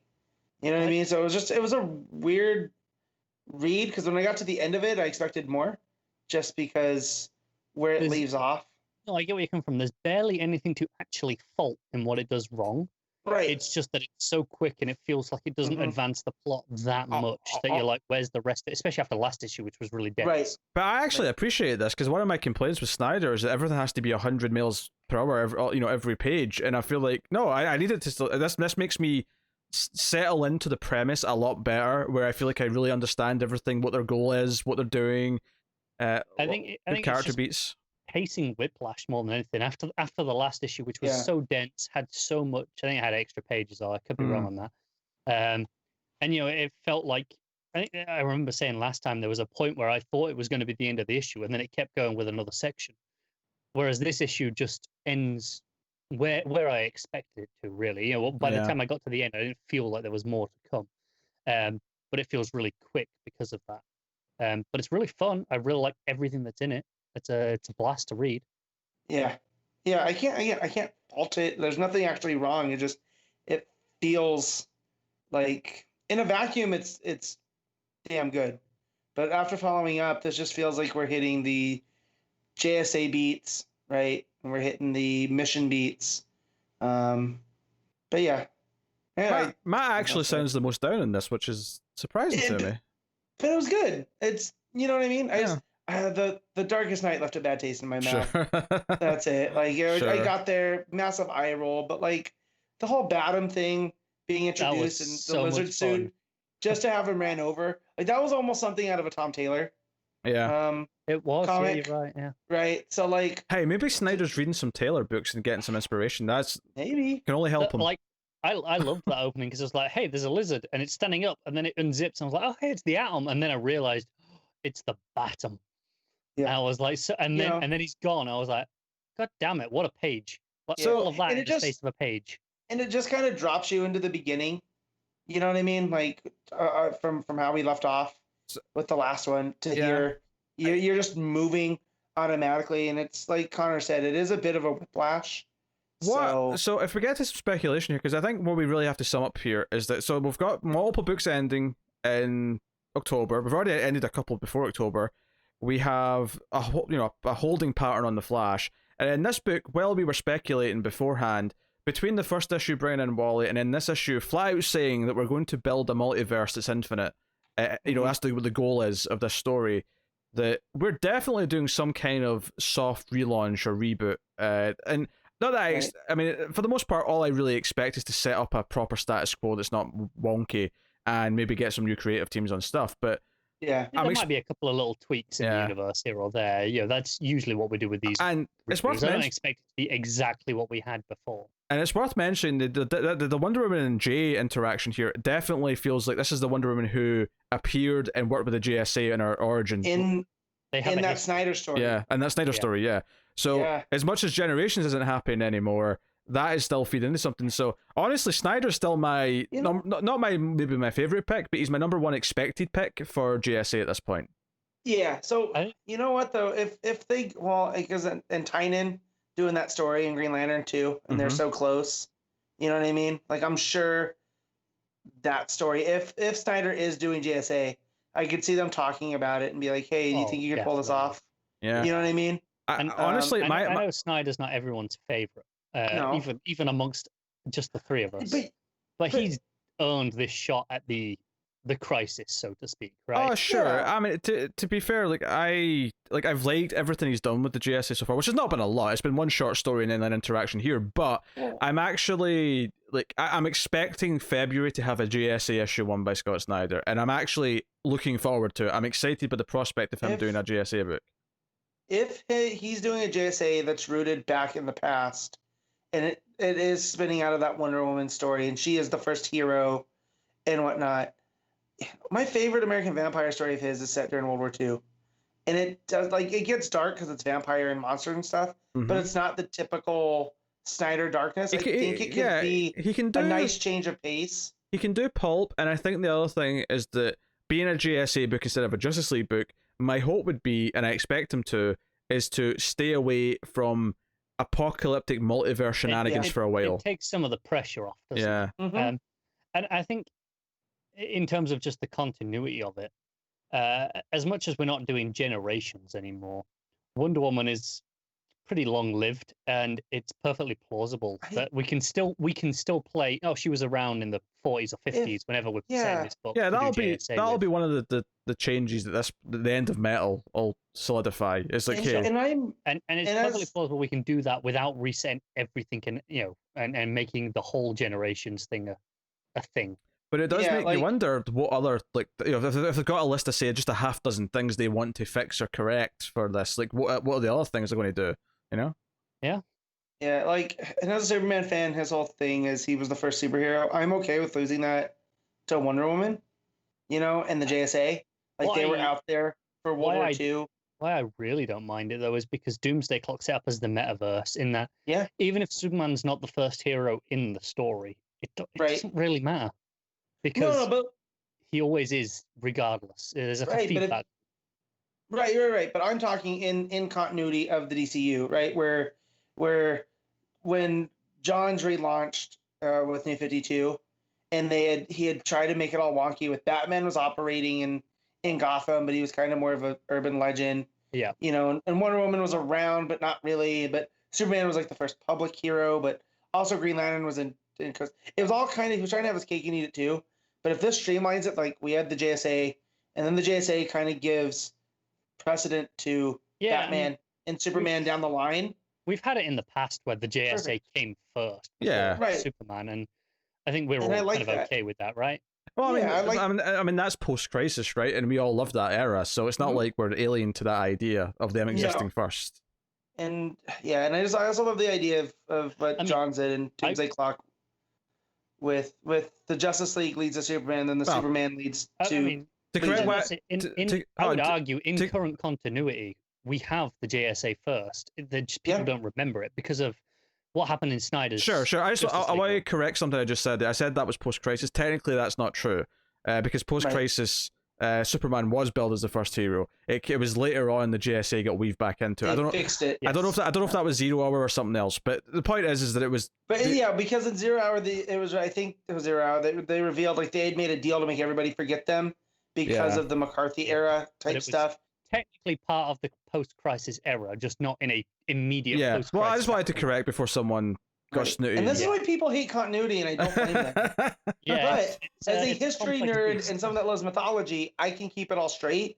Like, we're gonna have to talk it out for 5 minutes, but we can all come to consensus. I get it. Like, I'm reading this week's Aquaman, and there's like completely like different mythologies mashed together, like from like some Greek mythology, and then you've got like Lovecraft mythology thrown in all in the same issue. I'm like, I'm in for it. I'm dissecting it as I read and see Dagon and Nereus at the same time. Don't get me wrong. Yeah. But I'm like, I'm in for it. All right. Well. So I expect a launch of new books to follow Death Metal issue 2, and some continuity things to be molded as what some of the new creative directions are going to take advantage of. Whatever they may be. And, I would hope that this will lead to a new Batgirl book, which might be a different Batgirl. And the fact that we're even teasing Cass in the Batgirl suit is kind of cool. And I'm okay if it's an entirely new Batgirl, but we don't know yet. Like, if they just throw in a whole new one. I wouldn't necessarily hate that. I'm also okay with multiple Batgirls because we've had multiple Robins. Oh, sure. Why not? Sure. I'm always on board. But, I mean, hell, for all we know, we could get to post-Death Metal, issue 7, or 6, whatever it is. I think it's 7. And it'll turn out to be like, oh wait, Barbara Gordon's Oracle again. Like, maybe that could be something they want to change. As much as I love Babs as Batgirl, I do miss her as Oracle, and she doesn't even have to be in the wheelchair. I miss her being like a leader type. I do as well. She doesn't have to be in the field, No, I mean, we don't have to speculate. It was just as an example. It's just something they might want to change back. I think that's a key example where we're all pretty much used to Babs as Oracle, and it won't feel like a step back because it gives us still Babs stories and someone else at the same time. Well, it won't feel like have someone. We don't have to replace her. It won't feel like a step back because when they retconned retcon maybe a weird word, but when the New 52 came and they sort of like fixed her, it's right, to use a really sort of. It's a strange terminology. And it's kind of an insensitive term, is the sense I was looking for. Right, because she wasn't broken, is what Pete's getting at. In that, though, she wasn't Batgirl.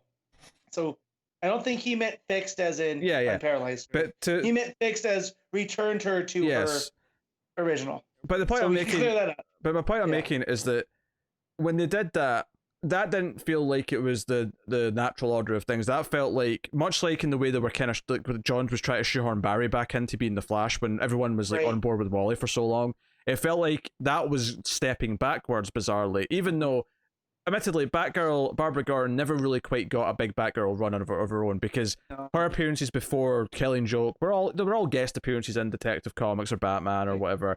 She never got the limelight the way that Cass and then Steph did. Didn't Cass have the first Batgirl book? Yeah. And I would say the majority of the past 10-ish years of Batgirl have been solid, and I'm glad they exist for the most part. I haven't loved all of it, don't get me wrong, but it's mostly been good and readable. Yeah, there's been dips, but when it comes to DC, I love the idea of legacy. So I love the idea that you can pass on and become a new character, in that, Robin became Nightwing, and it still doesn't mean that he wasn't Robin, or, he's any less. We like that he's moving forward.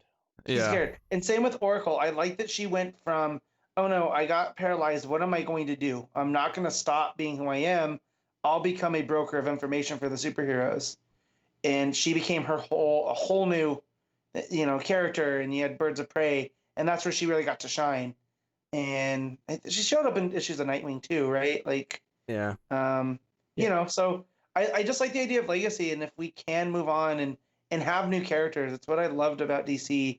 I'm from sure the we've start. spoken about this in one of our quote unquote anniversary episodes. Sure. Is legacy is kind of all of our favorite thing about DC, Yeah. right? Which is funny because over Marvel specifically, if we have to pick. Yeah. Which is funny because it was the one thing Dan Didio seemed to hate about Right, DC. and that's well. And then you look at a lot of the stuff that this seems to be doing. It's a lot of that stuff. It's a lot of Joker War is now fixing Dick Grayson for all of his problems, and we're getting Wally West back here, and I mean, Death Metal is. I mean, it's got Wally West here. I mean, a different Wally West to what we are used to, but it is Wally West. We're bringing back the JSA in a different form, but it feels like no, this is building to a natural place for this story specifically, and bringing them back into the universe. And again, it's easy to vilify Didio, but I understand where he's coming from. Where New 52 is meant to generate those new readers, right? Now those new readers have been reading for so long. If they've stuck with it. If someone started at the New 52, they've been reading comics for nearly a decade now. Right. So he did his job, and that's fine. And now it's time to Which is funny because I've said this actually before, but like I still sometimes think of myself as a relatively new reader, and then I realize, wait, I've been reading since 2005. It's been 15 years. Yeah. So that is part of how comics constantly call back, and maybe to a fault, to be fair. Yeah. They call back to stories from the early to mid 2000s all the time still. And I mean, even further back, just Batman last week was calling back to year one, right? Yeah. So it makes us who didn't read year one as it came out feel like, quote unquote, new readers, even though we're really, I mean, we've been doing this goddamn podcast for nearly 5 years. Yeah. We're at this place, so it's just so we're expecting some kind of relaunch. Is ultimately the point. I mean, that led into a spiraling conversation. And I don't think you cancel Batgirl without this or in Kelly Sue's run on Aquaman. I can't remember the last time we didn't have a Batgirl comic on. I can tell you the last time. I mean, with the exception of maybe a small gap between the Cass and Steph stuff. I mean, there's basically been a Batgirl ongoing since the early 2000s. Yeah. So there you go. It would be a crying shame if this was just the end of her having a consistent book because they've decided that she's finally not selling enough. I don't see that happening because while she's not a bestseller like top 20 even, I think she sells consistently and reasonably well that they'd want a Batgirl book. The idea, I mean, even Gail Simone was tweeting going, I can't see them not relaunching Batgirl, and again she was like, no, specifying no inside information. She doesn't know what their plans are, but the idea of them not relaunching Batgirl seems unfathomable. To just throw like a negative little point on this though, is that it's shocking to me just how infrequent having a regular Green Arrow comic actually is, because we don't have one right now, and obviously we had one for most of the New 52, maybe all the New 52, and we've had one for a long time in Rebirth, but it's been a while now since that book ended. And before Brightest Day, when he was dead, there was just no Green Arrow comic for a while. Like it was just not there. 5 years or so. Yeah, like there's been large periods of time where there's been no. And you think of Green Arrow as being one of the. You think of him as being one of the bigger B tier heroes, right? So Batgirl's actually had more consistent success as a single comic than Green Arrow has, which is interesting. Well, no, he has, but no, there has been a Green Arrow book. It was just Connor Hawke, or they did do the Black Canary and Green Arrow book when they got married. I think we're specifically talking about solo Green Arrow here. Gotcha. Yeah, because there wasn't one before. There was one right before the New 52, because there was one that came out of Brightest Day for like maybe 12 issues or something like that. He was before in the that, forest. He was essentially on a JT Kroll. I think you had 2 or 3 years without a solo Green Arrow book. Yeah. So yeah. So, and obviously, like, how long does Shazam go without a book? So, I mean, the worry, I guess, is that Batgirl is going to become one of those characters who gets like a 12 to 15 issue book every few years as a try, but never sticks around again. On Shazam, I know they're not relaunching. They launched or are launching a digital comic with Shazam. So obviously, I think it was Venditti is doing more Superman on that digital first, Man of Tomorrow, and that's not reprints from the Walmart ones. This is new stories that they're just kind of, we're into new content now. That Venditti is doing more of, and I think there is a Shazam one that just started last week. That was, it might have been Dan Jurgens or someone like that who's doing it. So that there is content coming out, just not in the traditional format. Yeah. So I don't know. I guess that's the worry with some of these books being cancelled. I mean, I'm not worried. I mean, Batman: The Outsiders is obviously it's less about Batman. There's always going to be Batman, but more just the other characters and where they're going to end up. Yeah. But of course, Cass has been teased for things, so hopefully something comes of that stuff. But yeah, just to sort of whip this back around and rate Death Metal issue 2, which I thought was a very solid issue, setting things up and keeping us excited for all the stuff that it's doing. Matt, what are you going to give the issue? I'm going to give it a solid 8. Connor? 8.5 from me. I'll agree with 8.5. So there you go. That's Death Metal issue 2. Strange Adventures issue 3. Tom King writing with Mitch Gerads and Doc Shaner on the art. Of course, is the other main event this week. You know, there was 2 heavy hitters coming out of the week that were called the 2 headliners. So, can I just say before we get started, I resent DC not including the variant covers in the digital copies anymore, especially on this book, because it only shows me one cover when I think both covers are equally valid. Yeah. It definitely feels 50-50 with this book as opposed to... I had a hard time picking between the issues or the covers for this issue at the shop. I think it feels like on a lot of books there is an obvious cover A and then this is the variant cover. Right. But on this book they feel equal, and I think it's unfair on the digital versions to only include one. It's honestly, I mean, I've never really been that tempted whenever I did buy a physical comic to buy more than one cover, but I feel like Strange Adventures is one that might actually tempt me to get both of every issue. So basically, we see the aftermath of the meeting with Mr. Terrific, where immediately they're like, how effing dare he? And it becomes this outrage from Alana and Adam that the Justice League and Mr. Terrific are investigating in the way that they are, where they're not presuming his innocence necessarily, even though Superman tries to reassure him. I think it's notable. It's the questioning about his daughter. Yeah, that is what sends it over the line. And and I do like seeing his relationships here, Adam Strange and Superman, and then Adam Strange and Hawkman, and that's who he's bouncing this off of. Like, that was a nice touch. On that part. Yeah, so obviously as we go through, so we get that reaction, then we get more of the continuation of the flashbacks / maybe the altered version in the book itself, which is Adam fighting like a gladiatorial combat match with a champion of the Helotat. Helotat.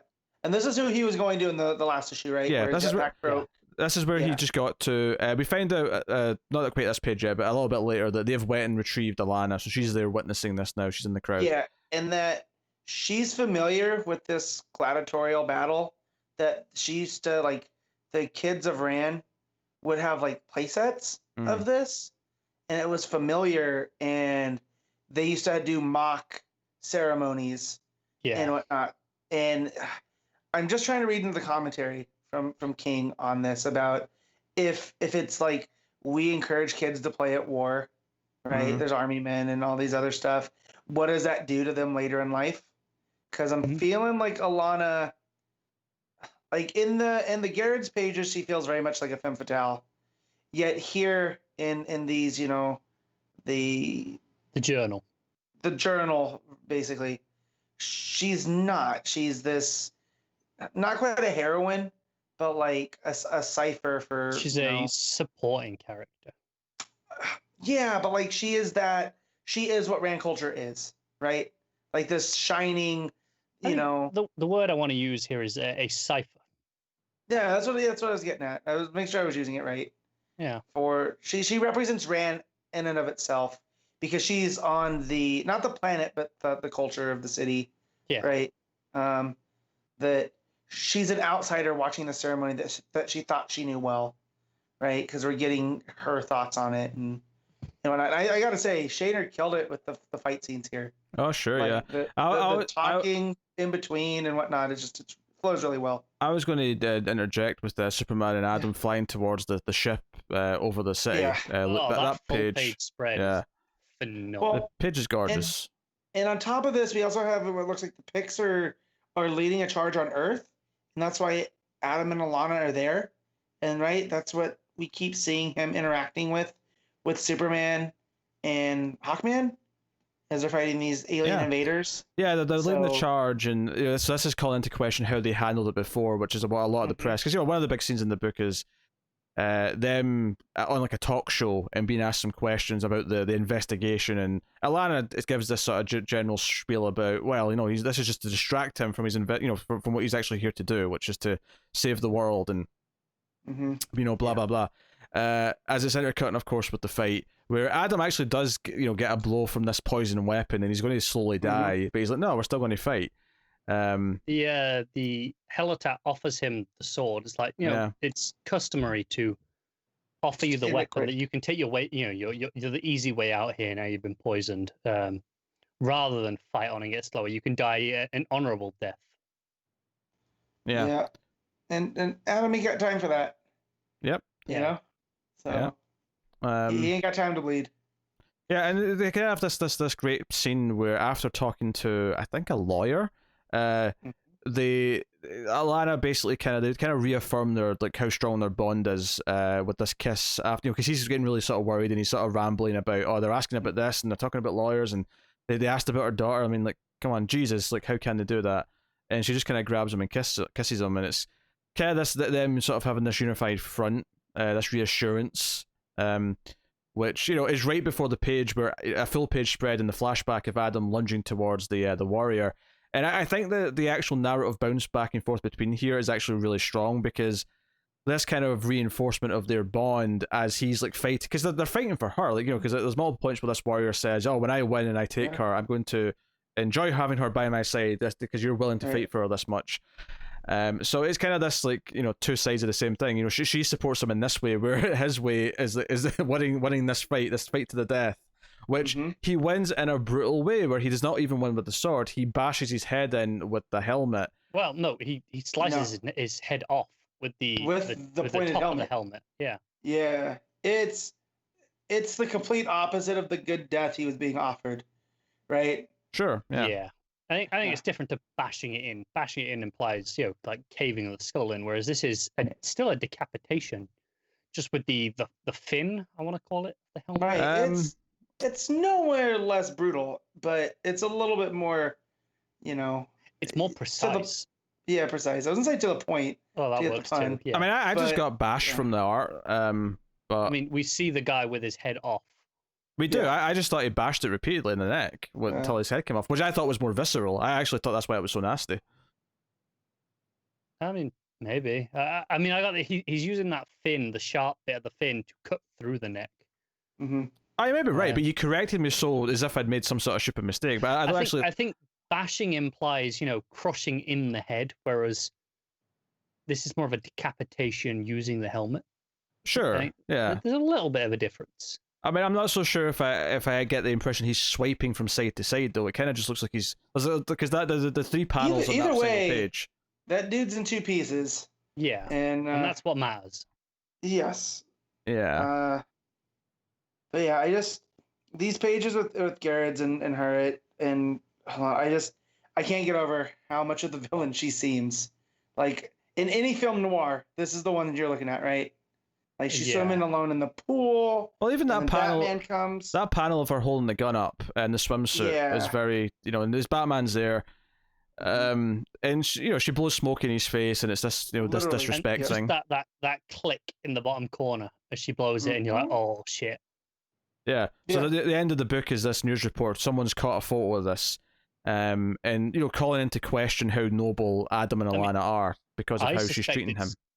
Well, I don't think it's.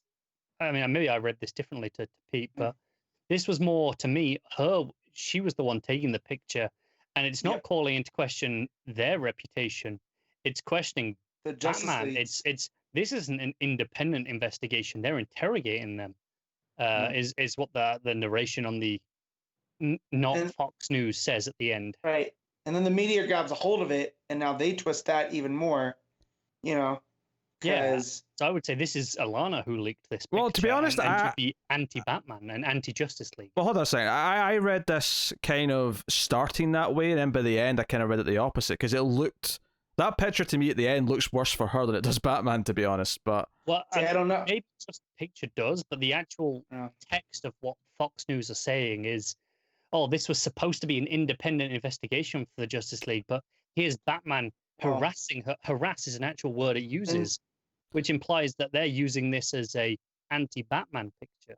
Well, and it's a pro-soldier type thing too, where especially in this country, you can't criticize the military for anything. Right, and that's the final line of the issue. Is this how we treat our heroes? And as far as they're concerned, Adam Strange and Alana are war heroes on their planet.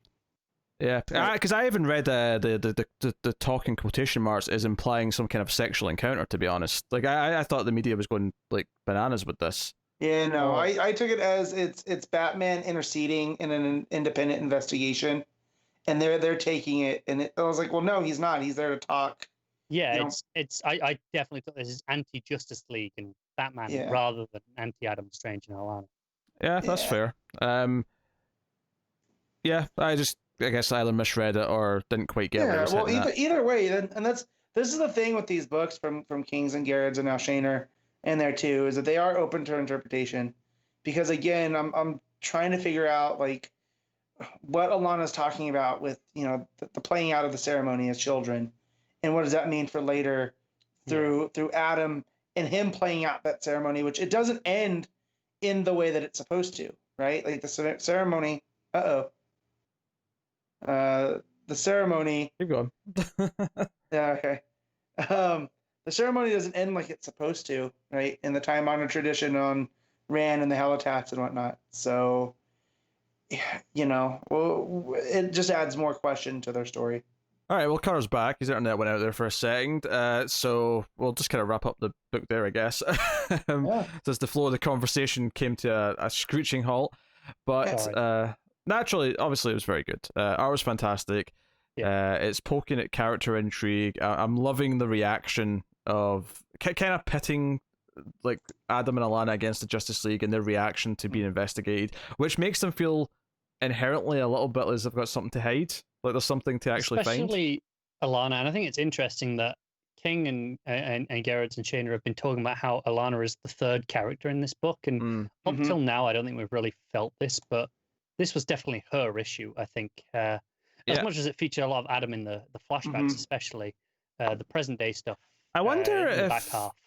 I wonder if the thing that there's there to find is something that only she knows about, and Adam doesn't actually know. I think that's quite possible. Yeah.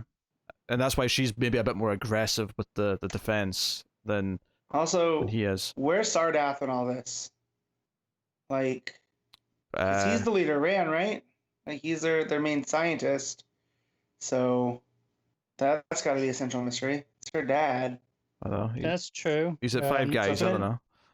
Yeah, well, I'm just saying, like, for her to be with the hero, but also be their leader's daughter. Like, there's some, like, I've watched enough Game of Thrones to know there's stuff at play here. I mean, on that, it's unusual enough in its own right that she's on Earth.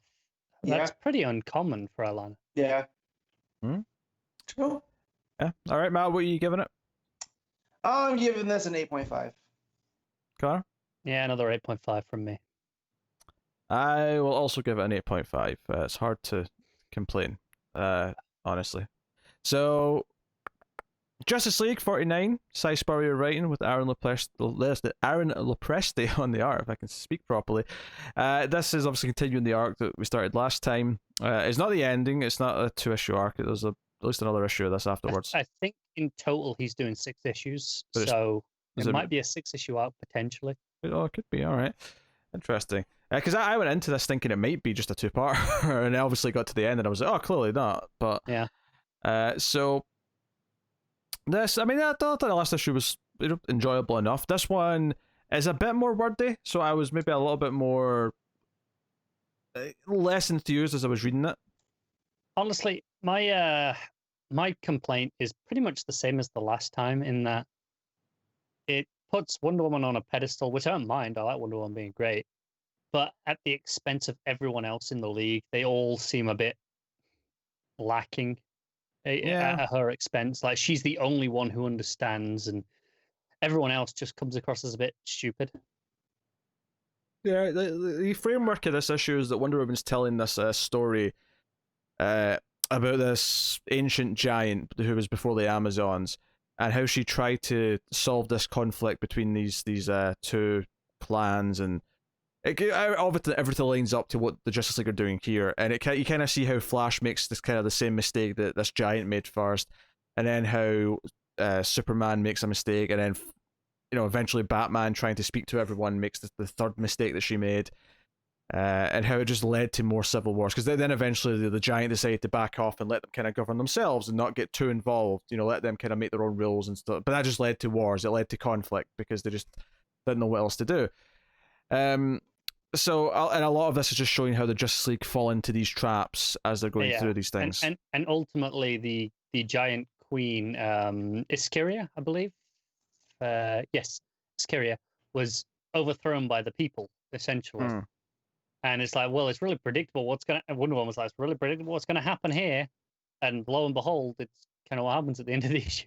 Yeah, they come. They're coming in the name of the the Empress who they took down last issue by the end. Mainly because the ship that was destroyed in space, because the team all fight these big drone ships that come in, and there was one ship of the people on the planet who they get destroyed, and they mistake something that happens afterwards as like an attack, because they think, oh, the enemy's got this big beam weapon, but it turns out it's actually this thing where if one of their ships die, they sort of get sent to the sun. It's like a sort of blaze of glory thing. They think it's an energy beam being shot at the sun to, take it out, essentially. Yeah.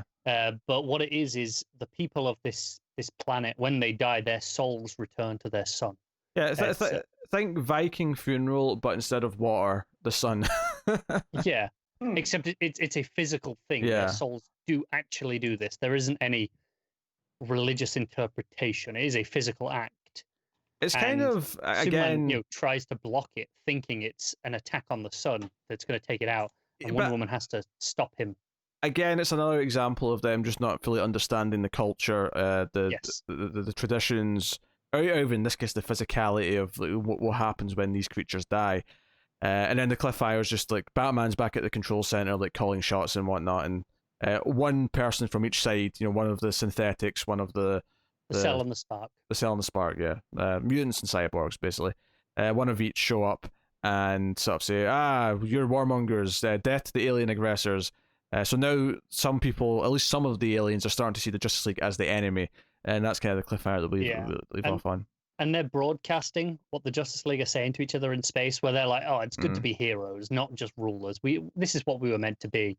But the way they're saying it to each other is, smashing things is a lot simpler than managing them. And that's being broadcast to the entire populace of the planet. So it's, not sounding great to everyone else. Yeah. I mean, it's an okay enough read. It's kind of, the art's, again, fairly enjoyable to look at. Given that there's like 2 artists on it, I think, or is it just just Lopresti? Just Lopresti. Okay, I thought there was another one on something, but maybe that was just somewhere else on the credits. I'm forgetting. Yeah. There's a lot that, I mean, Batman's pose on the last page when he's getting shot by these laser beams is a little bit wonky in terms of his like chest and shoulders and sort of the general shape of everything. Yeah, I'm looking at it. It's not the worst I've seen, but I agree it's a little bit off. There's just a little bit. There's something just a little bit off about it. The stuff in space tends to be the best. I thought once Wonder Woman put on her mask again and they're all smashing stuff in space, it's fairly pleasing to look at. It's not as good as the last arc though, is the thing. Because the last arc had a lot of great big 2-page spreads. The art was definitely a bit more fancy and kind of elevated things, which admittedly was an otherwise kind of just mundane story. And there was a couple of awkward beats that I've spoken about, how Wonder Woman feels like a real outsider in the league right now, and that feels a little bit off. But another bit is John at the start does what he can. Basically, there was an energy blast at the end of last issue, if you recall, like a bomb coming towards the planet. And there was an explosion. That was the end of the last issue. That was the cliffhanger.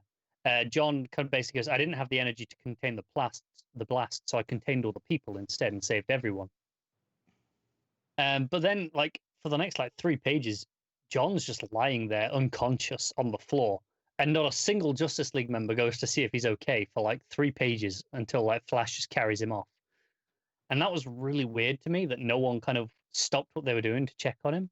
And I don't mean I think Superman and Batman are talking with the others, and I get why they're carrying on. They're doing the diplomatic mission, so to speak. But it took pages until I think it's Flash that carries him off in the end. It took pages until that happened in the background of just a panel, and I thought that was bizarre that it took so long to go and help their comrade. And a few things like that felt strange in the issue to me. Like I said, that Wonder Woman just being such an outsider, and everyone else not feeling like they're bad guys, so to speak, but they're wrong. Yeah. And it's not bad. I still like it. I'm enjoying the read. It's just a little frustrating in that it feels a little uneven. No, I can't really disagree. I mean, it's so boring to just kind of shrug and go, well, it's kind of a middling story, and just sort of leave it there, because you kind of can dig into it a little bit and maybe kind of deconstruct why it feels that way. I think that's the frustrating part, is that it doesn't feel just like, oh, it's just a fill-in story doing nothing. It's trying to do something. It is. And so I'm trying to give it that level of respect that it wants, that it's trying to achieve for. And just some of it's just not quite landing, which is it's almost worse than it not trying. It's funny because I feel like if we had more books right now, we were just talking about how there's actually less books overall right now. This might be. I might have followed Matt's lead and just sort of left it for a while until there was like a proper creative team announced for it. But right now it's like it's a combination of the next arc being a fill-in on Metal, which I'm into. Well, not the next arc. There's a two issue arc for this, but the next main chunk is a tie into Metal, which I'm really into right now. Plus the fact this is on a week where I only have 5 books in total. Yeah. If this was on a busy week, it would be a different matter entirely.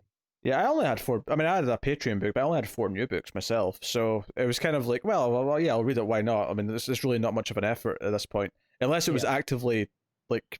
If this was on a week where there was like 8 books, I might be considering not bothering with unless this. it was actively, maybe painful's too harsh a word, but if it was actively unenjoyable to read, then fair enough. As it is, it was fine. Like, I'm happy enough to read the next one. I just wouldn't expect these Justice League discussions to be super lengthy or exciting until the Metal tie-in starts. I agree. It's not a bad issue though. There are things I like in this, and the art I think is really solid. Like Lopresti's really good at what he does, and I don't think it's as good as what we had in the last arc. I agree, where the art was really carrying that. Yeah, but I think it's enjoyable enough. The end result, though, is that I think I enjoyed the last arc more, even though the story was just fluff. Because I was constantly going ooh and ah at the art, I think I enjoyed that more than this, where I'm just kind of like, the story's okay and it's kind of murky and it's trying to do something and it's kind of. I would say, barring the one issue where Venditti's run was fight, it's the Spectre, and then I must fight you over it like 3 times in the issue. Barring that one issue. Everything in Venditti's run was better than this. Yeah. So, hey, what are you giving it? I'll give it a 6.5. Yeah, let's give it a straight 6, I think. It's fine. It's readable. So, Aquaman, 61, Kelly Sue DeConnick writing with Miguel Mendonca on the art. Same team as last time. And I'm pointing that out because it was obviously Robson Roca for a long time on this run with Kelly Sue. So, this is kind of the wedding, or the potential wedding between Mira and Volko. One of the great comic book weddings, because it goes exactly like all comic book weddings. They treated this exactly the same as they did the wedding between Batman and Catwoman. Except there wasn't a huge build and 14 tie-ins and The other thing is, though, is I actually thought there was going to be a wedding. I thought she was, because there was a point where she was making a speech about marrying someone who's her equal, and admittedly I did laugh out loud when Orm stands up and goes, "Yes, I will marry you." God, he's entered like my favorite villains just because he's a dick. I think in this one it's not villainous; it's just pretentious. No, well, hold on. Let me finish my point before we spiral off into random other things. We're still on Orm, don't worry. Right? Is that I really thought? Well, I'm going to talk about Orm though. That was just kind of a bit of the interlude because that joke was there. Is that I genuinely thought she was building up to saying that she was going to marry Arthur, and they were going to give us a surprise. Now, admittedly, this would have probably been all over like Twitter and the news websites had it actually happened. But I thought for a second, oh, maybe she's building up to saying she's going to marry Aquaman, and they're just going to do it right here and now, and that's going to be a thing. Instead, it was more about, no, we're going to abolish the monarchies, change. Which is monumental in its own right. Sure, yeah. Which I do like, and I also am feeling like they're throwing some movie continuity stuff in here, because this is the first I really can remember, like, the brine people outside of the movie. Which ones are the brine? So they're the shrimp people. Oh yes, no, you're right. Like the crustacean-looking ones. I don't recall them before this either. No, so if you guys are Aquaman like scholars, correct me, but this is the first time I remember hearing of them outside the movie. I personally feel like it's likely they were in some comics before that we haven't read, but maybe they weren't as big a deal, and the movie just went, "We'll use those," and now they're just kind of it's kind of like a feedback loop where they're like, "Well, we might as well use them because they're in the movie and people recognize them." Right. Yeah. Also, were these the 7 kingdoms that Johns was always hinting at? Well, there's only 5, isn't there? Right. I mean, I suppose Atlantis 6. Atlantis, Zebel, Brine, Zebel, Rights, the Trench, and the Sea Lights. Yeah. That's only 6. Yeah, there's a sequence at the start of this where Orm's like chastising one of his men for not dressing appropriately for a wedding, and then gives him his own cloak. He's like, "Well, not anymore. You know you do want something better. You have this now." And it's one of those moments again where, hey, Orm's not a bad guy right now. No, he's really taking the populist track though, and there's always, when you have someone from the upper class that decides to become a populist, always watch your pockets. And they also they're coming to thieve you blind. And of course, again, because it kind of goes out the window a little bit when he just immediately wages war after the whole monarchy thing. But one thing I did like about this issue, I mean, they've maybe briefly kind of had it simmering or kind of alluded to it, but they actually flat out address here, because I didn't realize as I started this issue that the populace, even Orm and the other leaders, don't know that Mira's not in a coma anymore. So they actually raised this interesting thing that the public perception of Volko right now is that he's a creep because he's marrying Mira when she's in a coma. Right. So, and this is coming from like the other kingdom as well, like the Zebellians. Because she has this big grand entrance because Orm's making this speech about stuff, and then Mira makes this big entrance with a big green wedding dress, and everyone's like, "Oh, she's up, she's awake, she's alive." I was like, and Orm's like, "Shit, Plan B." Yeah, I love it because it cuts to Volko during Mira's speech, and like whoever's talking to him is like, "Hey, this must be good for you. Like, not everyone thinks you're not a pervert anymore." Yeah. Well, and I also like that Mira dissolves the widowhood because they've been, causing problems with pain in the ass for like a decade at least. Yeah. Yeah, and so she's taking control of the Atlantean culture, which I do like that Kelly Sue's taking from that from the Abnett stuff, right? Where we saw the tiered, the whole different tribes, and as much as we know Aquaman is, or Kelly Sue, sorry, I should be specific, is coming to an end on this book. Right. I hope it's not the end of Aquaman, or I hope it's not the end of this. Yeah. This continuity. Honestly, that sounded specifically. I really like what we're doing with, from like middle of Abnett's run to this. I really like the trajectory. Hold on a second. That sounded pretty sad to start. You said Kelly Sue's coming to an end. You didn't say Kelly Sue's run's coming to an end. Kelly Sue's coming to an end on this book. But it was inferred. It was there was an obvious implication. Is that what happens? Is that what happens when writers' runs end at DC? They have them assassinated. Is it? Well, I didn't think I needed to specify that she wasn't going to die. I'm sorry. This is why Bendis is working on 4 books at once. They'll never get him. Also, what happened to Fraction? Well, he's sending Jimmy. This is why Tom King's such a good comic book writer, is because he was in the CIA. He's used to dodging assassination attempts. Yeah. But anyways, like, I like that it's going back to the Abnett stuff and playing with the politics in the ocean world and how they've been problematic, right? We've seen the root of this, and like the widowhood constantly being at odds with Mara. And so I finally like that Mara's like, why? What do you do? Yeah, I'm the queen. I can do what I want, right? Mara, all right, you're fired. I was going to say Mara. Kelly Sue, maybe she's the red hair. I'm getting them mixed up. Yeah. But Kelly Sue, I take offense at that. Introduced a lot of the, a lot of her own stuff, right? All the gods stuff. Like, it felt like it was uniquely hers. It was completely separate from everything that had came before. But after that, all this widowhood stuff is definitely stuff that I associate with the Abnett run, and it feels like she's really tapping into the recent history of the book. The first half of her run feels uniquely hers in a good way. And the back half, Right. not that it's not uniquely hers, like not that she's not writing it and doing the heavy lifting, but it feels in tone with what I expect from the continuity of Aquaman. Yeah. And I think that's a really strong balancing act to be able to Mhm. bring something entirely new to the table like she did, and then immediately blend into the established continuity and push it forward still, which this absolutely is. Yeah. I think that's a really strong writing. Now, some of the art in here is actually really good. Obviously, her Yeah. reveal page is good, but I actually like the page after that where she's standing making her speech, holding the bouquet. It's just a really nice piece of art. I think that page looks great.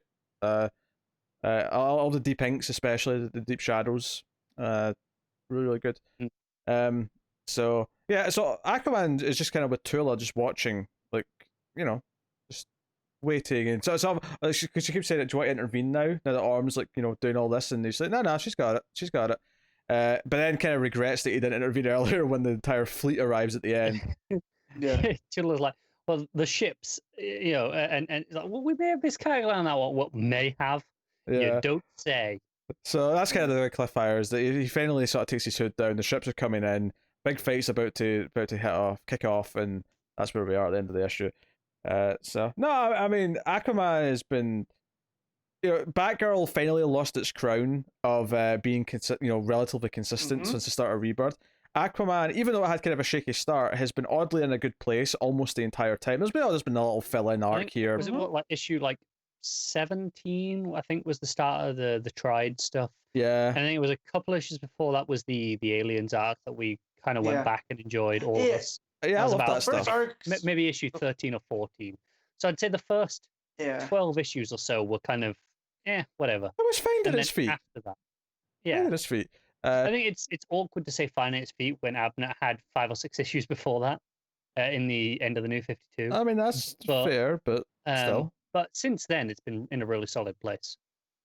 Yeah, just there was like a 2-issue tie-in at Suicide Squad, like right before Kelly Sue's run. That was I don't hold that against. Oh, Mike! Oh my God! It was like a wave of static. I don't remember if that was Abnett or not. I think it might have been. I think it was. I don't hold that against him or whoever it may have been. If no. Because I remember that one. I remember complaining that it was like the last 2 issues of his run was this weird crossover. So his run really ended before those 2 issues, and then there was this weird 2 thing. It was the first arc I wasn't big on, and then he had the stuff about what's his name from the Ninth Triad and his dad. That one was pretty rough. He was the main villain, declared himself king. Was that the one with the Kelly Jones art? They think so. And yet, we thought it was kind of rough with the art for a few issues. Yeah, and then the story of his dad, and it was real like trite and like, this is all basic villain. Yeah. Yes. So we're not saying this book has been perfect the entire time.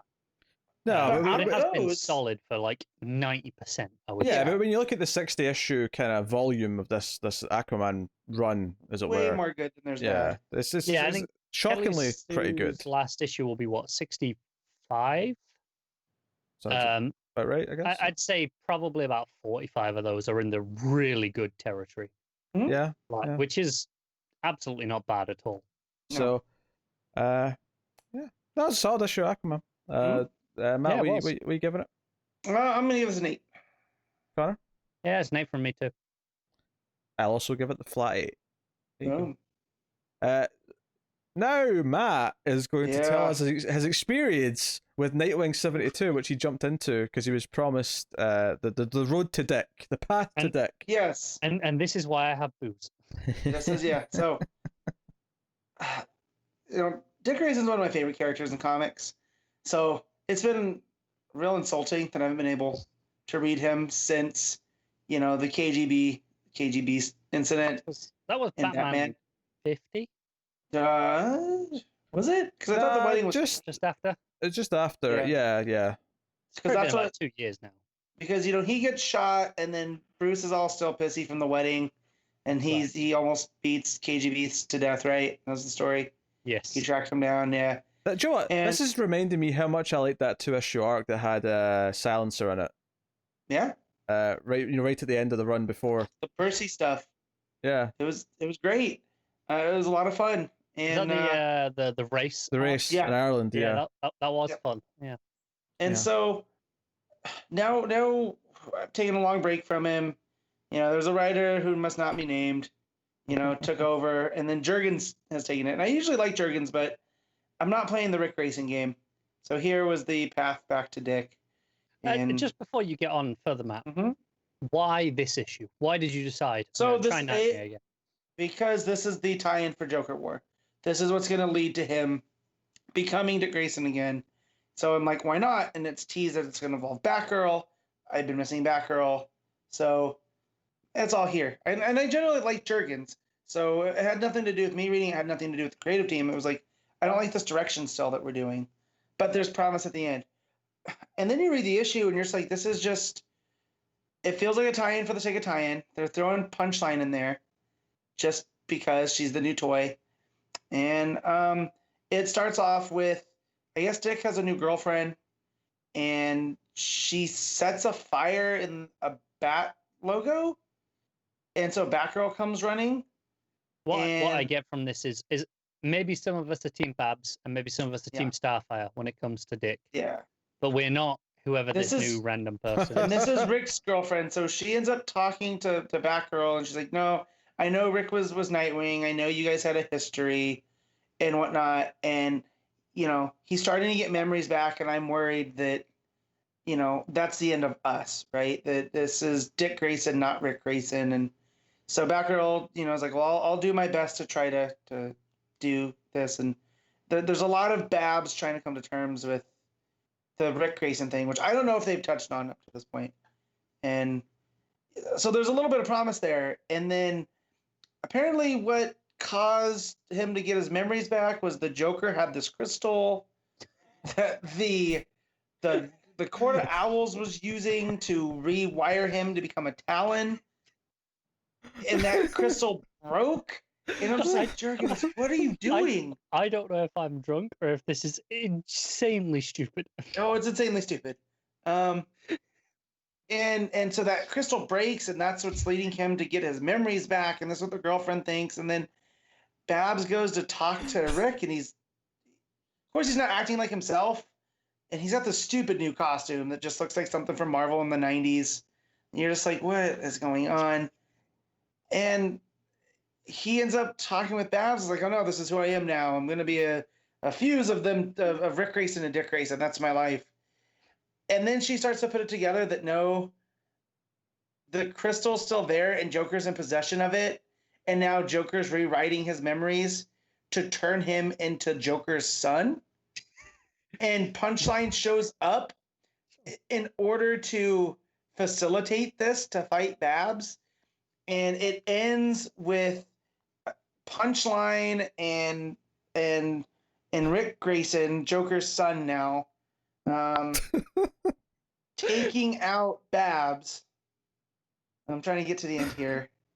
What is this? Now, I know, I think it was Tyler that made me and Pete read a couple of issues of Nightwing. Yeah, we're back at the start of this Rick stuff. And all I can say is thank you, Tyler, for letting us read, American Vampire and Undiscovered Country, respectively, instead of this. Yes.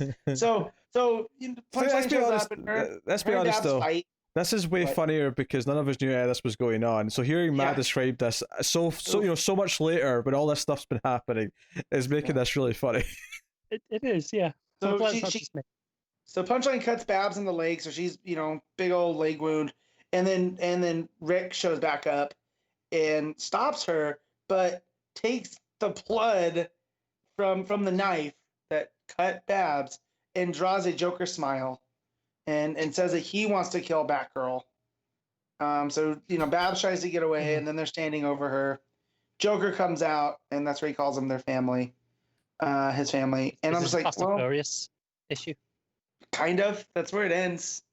Is Joker, Punchline, and Rick Grayson all with these big stupid smiles, and Joker saying "my family" with a stupid crystal glowing, and it says next Dick Grayson, son of the Joker. And no, because I'm not reading the next issue. He's not all the way back out. This is what I get, and this sounds. Do you know what I said? I watched all of the Fast and Furious movies this past week. and most of them are terrible. They are. This sounds worse than all of them combined. So last week I said, oh, maybe I'll read this Nightwing issue, you know, when Matt said he might, because okay, maybe it's the start of the build towards something. And Matt, this, you know, he could have been a dick and not told me what it was like, but he was nice enough to say that I shouldn't. And I don't think he's a better man than I. I don't think I could have predicted that the next time there would be Dick Grayson, the Joker's son.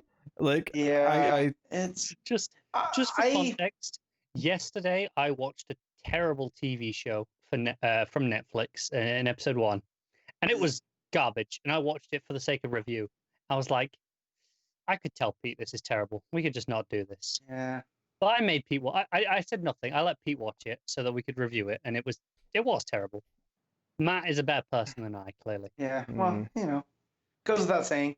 Yeah. No. It's real bad, and you know, DDO's responsible for some bad things, and I'll just keep it to creative decisions.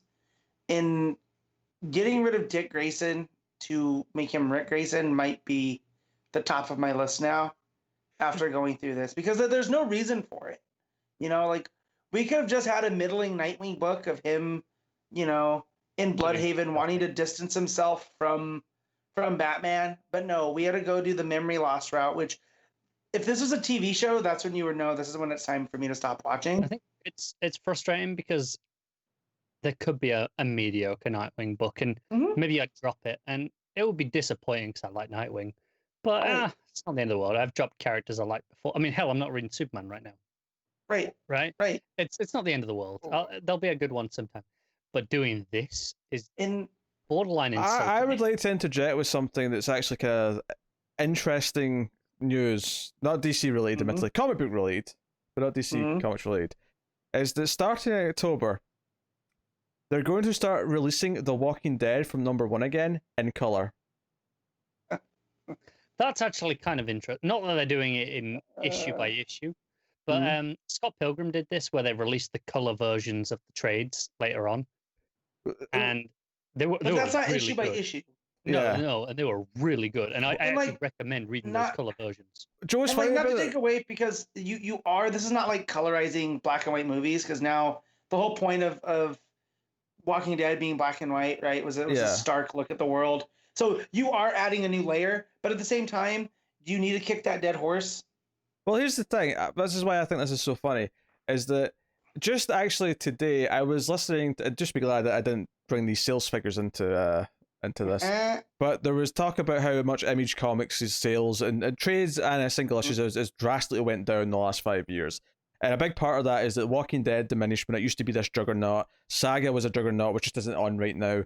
And all the books underneath just aren't there anymore, because there was a time like for a good 5 year period from like 2010 to 2015. Image was a big deal. There was a lot of big stuff at Image. #1s outsold almost anything.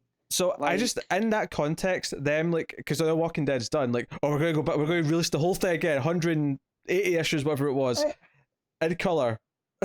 Yeah, I mean, there's worse decisions. But I could see this, though, adding a new layer on to the story. I think if they did it trade by trade, I would be really okay. Like I mentioned Scott Pilgrim, Phonogram, volumes 2 and 3 had Matt Wilson as the colorist, like in Wicked Divine, and it's fantastic. I mean, but volume 1 originally was black and white, but they re-released a deluxe edition with all of it, with Matt Wilson colored the first volume as well, and it was fantastic.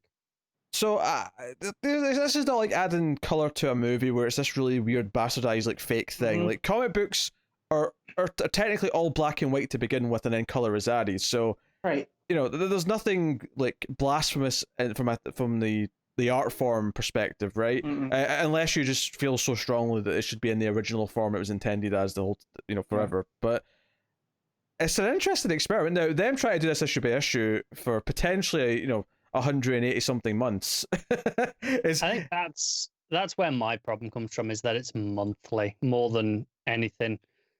Like I say, I've just listed 2 different examples which had like the color versions that were really good.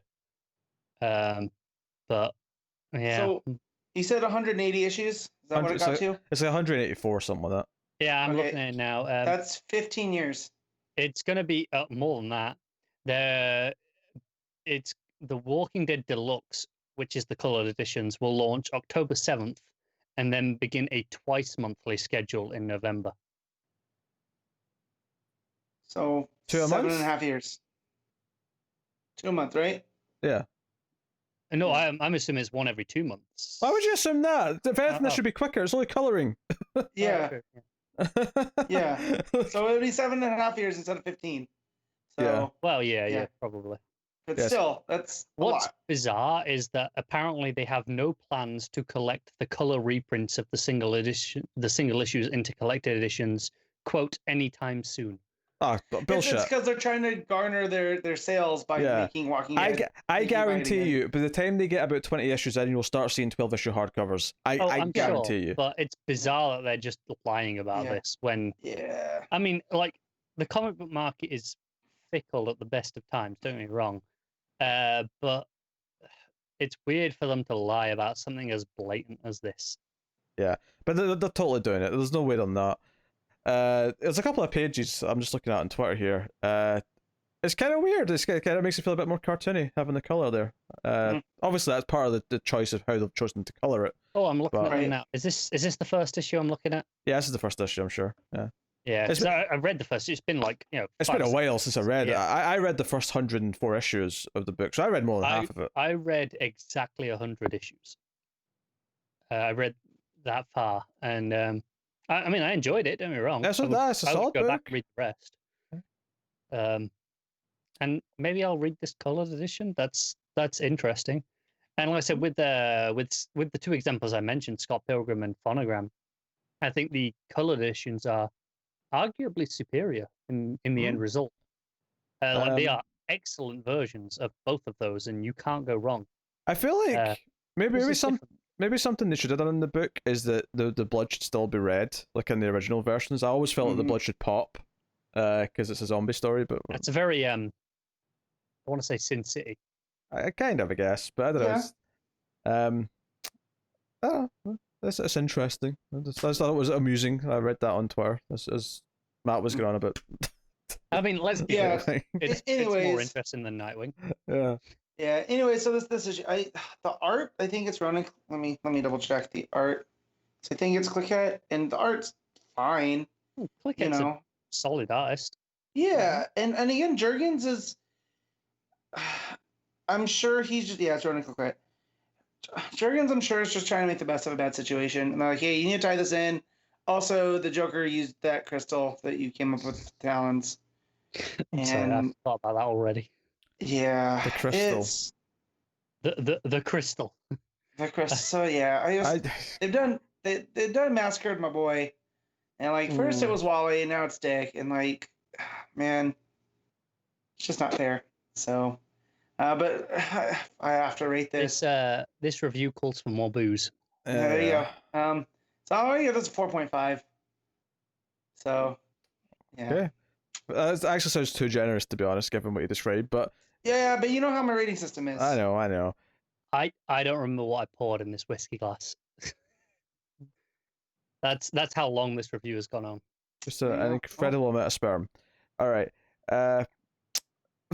Jimmy Olsen, issue 12, Matt Fraction writing, Steve Lieber on the art. This is the final issue of this series, so take it away. So, this book, all 11 of these 12 issues have been really Fraction jumping around to different stories of Jimmy with these Silver Agey like recap kind of things. This is actually really focused. I think we only have the one quote unquote introduction page where we usually have like 4 or 5 times an issue, whereas this is just the once. Right, which slows down the read. I got through this one probably quicker than any other Jimmy Olsen issue. Me too. Did you still read the entire? I mean, most of the issues I've been reading the entire introduction page every time it happens. Oh yeah, you have to. Yeah, because it's not just like in the actual Silver Age comics. This introduction page was copy and pasted every issue. Right. Whereas in this pastiche different of it, they have been different every time it showed up. Even each multiple one's different. Like there'll be similarities, but and a lot of them is Fraction playing with language too. So like one of them was just all of Jimmy's different nicknames his brother and sister have called him. Yeah. You know, But they've all been pretty funny at the very least. Yeah. So, but here, this one was like the most focused and actually the most in continuity that we've gotten. Yeah, it referenced an issue of Action Comics. Yeah. And I want to quote the editor's note here, where it says, "See Action Comics 123, or just take our word for it." Yeah. For the editor's note, and I was like, "I will take your word for it. Thank you very much, editor." Yeah. Well, I mean, I appreciate it anyway because, I mean, the context was in the publisher being someone or other that Matt can probably say better than me. Yeah, it's when they revealed that Leon, who the whole secret mafia story, she was the owner of the planet. I don't listen to a word you guys say during Action Comics. But this editor's note was enough for me, honestly. Like compared to, I mean, even compared to Lois Lane, right, which had a handful of editor's notes over its run in regards to tie-ins to Superman and Action Comics. This was the most hands-off, in which, yes, this referenced current continuity, but the editor's note gave me exactly enough that I needed to get through this issue. But so the main story comes to an end here with Julian Olsen being the one revealed to have put the hit out on his brother. So because the family's broke, like there's really nothing left, and that Jimmy spent, or that Julian was able to spend the money, to try to fix things to stop Luthor. Yeah, we got a lot of this. I think it was last issue, maybe the issue before. We got a lot of this where Julian was the one like robbing the trust fund essentially, but because Jimmy hadn't accessed his portion of it, the only way he could get it was killing Jimmy. Right, which he did on paper. Yes. Even though it didn't go through. So, and then Julian went and spent all that, and so that leaves them with nothing.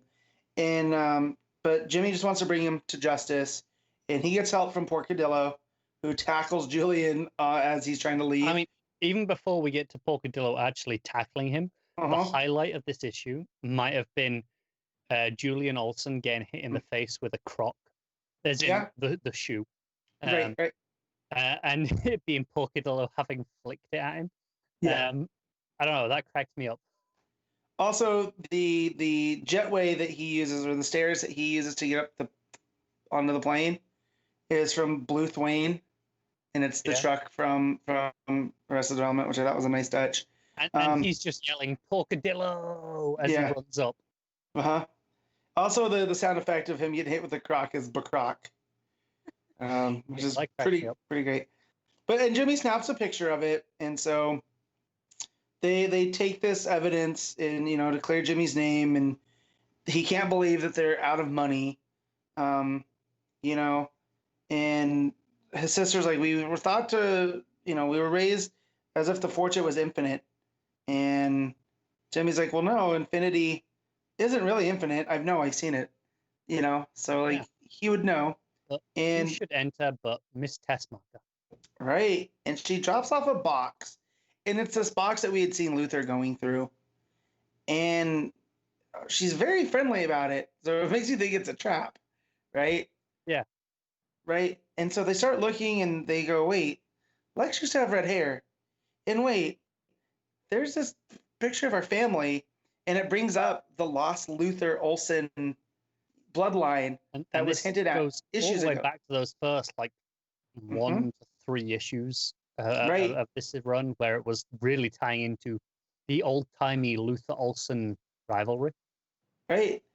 And so Tessmacher tells him that, hey, you, as a blood relative to Lex Luthor, as proved right here in this box I just handed you, you have access to the Luthor family fund because you're related to him. The Olsens and the Luthors are actually one family. Yeah, or they are since the 18th or 19th century, whatever that flashback was. Right. And that by law, the family trust says that every expenditure requires a unanimous consent from the trustees. Let's see him outthink his way out of that one.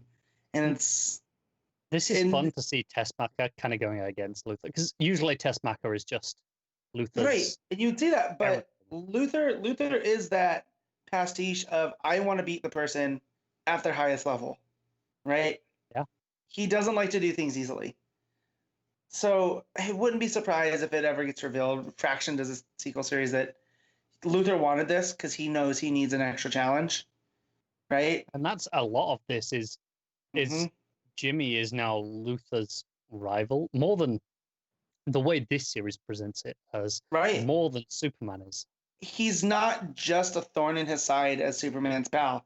He is now, like you just said, on the same level. He is an actual rival He is of Luthor, because if the Luthor wants to do arch anything, nemesis. right? If Luthor wants to do anything above the board, as the Luthor business, he now needs Jimmy Olsen, and Janie for a lesser, right? Because they need unanimous decisions. So Yeah, now that's this brings Lex in. the presentation at least. Mhm. Jimmy forfeits that right in a Mhm. pseudo blackmail, Right? but that's what he's entitled to at least. Right. And he tells him, look, I'll never let you spend another dime, but if you cover Janie and her place, her artistry, and if you fund the planet, I'll stay quiet about the Olsen family claim to the money, the Luthor money. And he gives him the box. My favorite moment when he calls him Uncle Uncle Lex. Lex. Yeah. Right. So now it is, Luthor who admits that this was kind of his plan to turn the brothers on each other. The destruction of the stupid lion statue. Where it was like, I lied. It was me. I didn't try to have you killed, but everything else was me. Right. And then that leads to the Daily Planet. Smash cut to headline: Lex did it. Luthor confesses the citywide chaos campaign. And the dummy did it all on camera. Is the publisher. Right. Of the Daily Planet. So I'm wondering how this is going to go with action, right? Now I'll that take your word for it. Yep. He's the publisher. So now, not only is he the publisher of the Daily Planet, he is now Perry's boss. Can we take a moment to acknowledge the moment where Perry calls him chief? Mm-hmm. That so is nice. maybe one of my favorite moments of this entire 12-issue series. And on that same page, you have Lombard hucking a football at somebody and messing up the papers. And Lois on anarchy. 2 phones at the same time. 2 phones at the same time. And, Superman comes up to him, and they're sitting on top of the Daily Planet, and Superman gives him a new... Pal. So I'm going to watch. Yeah. And, just lets him know that, he goes, I know that you've taken care of yourself. You've never yet found yourself in more of a mess than you could manage. Just know that if you ever need, call me for help.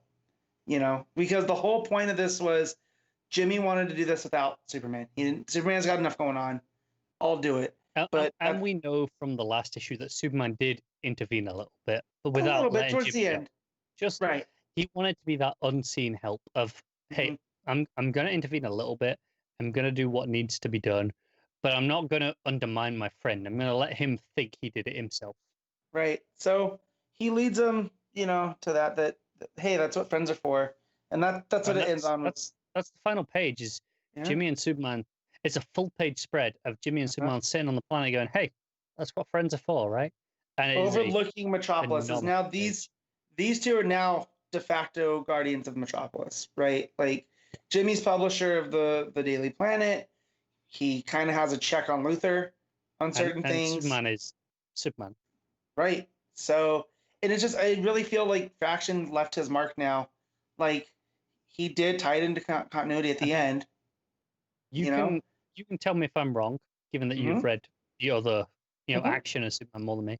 Right. This feels more in continuity and setting itself in stone as its own thing more than Lois did to me in terms of the Superman family of books. Right. Whereas with Lois, that led to, Superman revealing who he was and that whole section of her being in Chicago writing her book. Yeah, and Lois became a multiversal book. Don't get me wrong. But Jimmy became a Superman book, like a Superman family book. Right.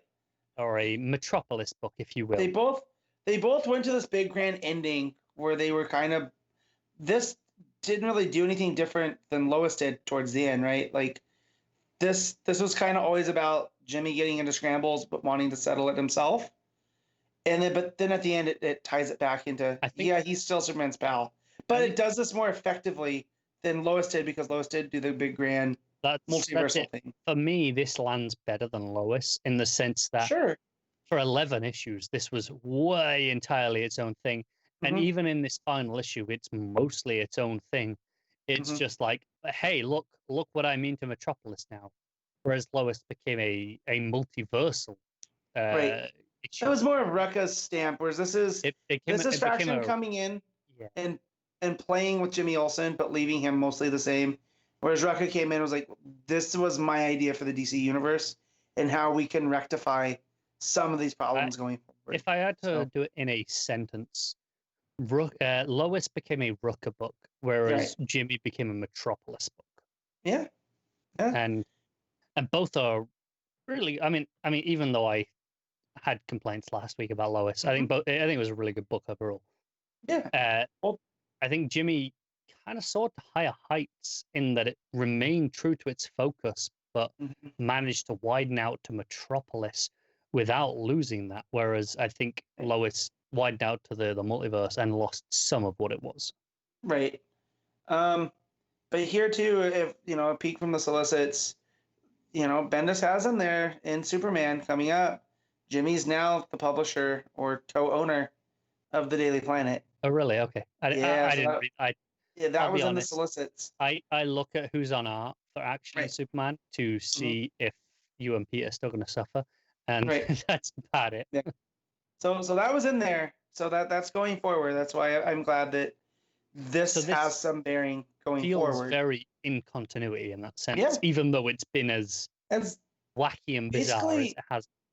As much as Jimmy Olsen can be, right? Because he's such this. Everything happens to him, it's still all there, even though it doesn't feel like it half the time. It's still mostly there. So insane and all over the place, but it's actually very in continuity, is what you're saying, I think. Right, exactly. It's basically on brand for Jimmy Olsen. I remember in New 52, they tried to make when, him and Clark were living together because Clark was aged down. The dynamic just really wasn't there. It was like, he was Superman's best friend, but there wasn't like this where he looks up to Superman. Where at the end here, the last 2 pages of this, I mean, it's happened throughout this book. Don't get me wrong, especially in the first 2 or 3 issues. But in this final 2 pages, where he's sat on the planet with Clark, it's nailed it. Right. Whereas I feel like at the end here, Jimmy started looking up to Superman. Now Superman's looking up to Jimmy in a way, because he was able to handle this, and turns around like he's not just the goofy. It is a cover for a lot of what he does. So, and I think Faction just nailed it. And then the Steve Lieber art here, like it's not as zany as it has been. Like, there's the Porcadillo tackling, and throwing a Julian. crop at Luthor. But, I agree that Lieber's art is maybe as good as it's ever been in this issue. If not better, because even there were some issues where Lois was looking a little wonky, where you'd have to tell me that was Lois. Here, it's distinctly Lois Lane. Like, the first page where it's Lois, I think, is in the Planet newsroom. Correct me if I'm wrong. Yep. But it's Lois from the second that starts. But so hell of a way to stick a landing. I got to give Faction credit because this is like really the first thing from Faction that I read that I've really loved outside of like it was because of this I went back to Hawkeye.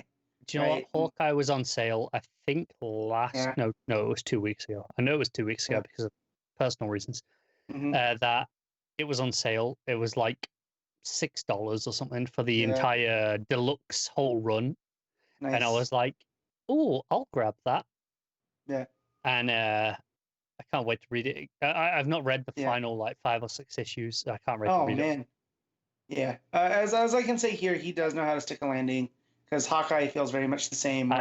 He comes in and ties everything into a neat bow for whoever wants to do something next. I lost track because of delays in the original run because Aja is not the best monthly artist. No, let's be generous. And no, I love his art. It's fantastic. No, but it's the same thing over there with like Gary Frank, right? Where their process is one that leads itself to like, all right, it's worth the delays. Like, as long as it looks great when it's done, I'll deal with it. Which I got all the trades in front of me when I read it, so I wasn't impacted by that. But I do know from how I read the book is that is why those issues with Kate were in there, were for And Aha to get ahead.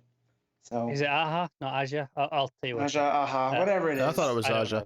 I'll vouch for Hawkeye Whatever. by Fraction. I haven't liked anything else I've tried by Fraction, but I'll vouch for Hawkeye. I mean, well, I'm a fan of Fraction. In this is like the third or fourth thing I've liked from him.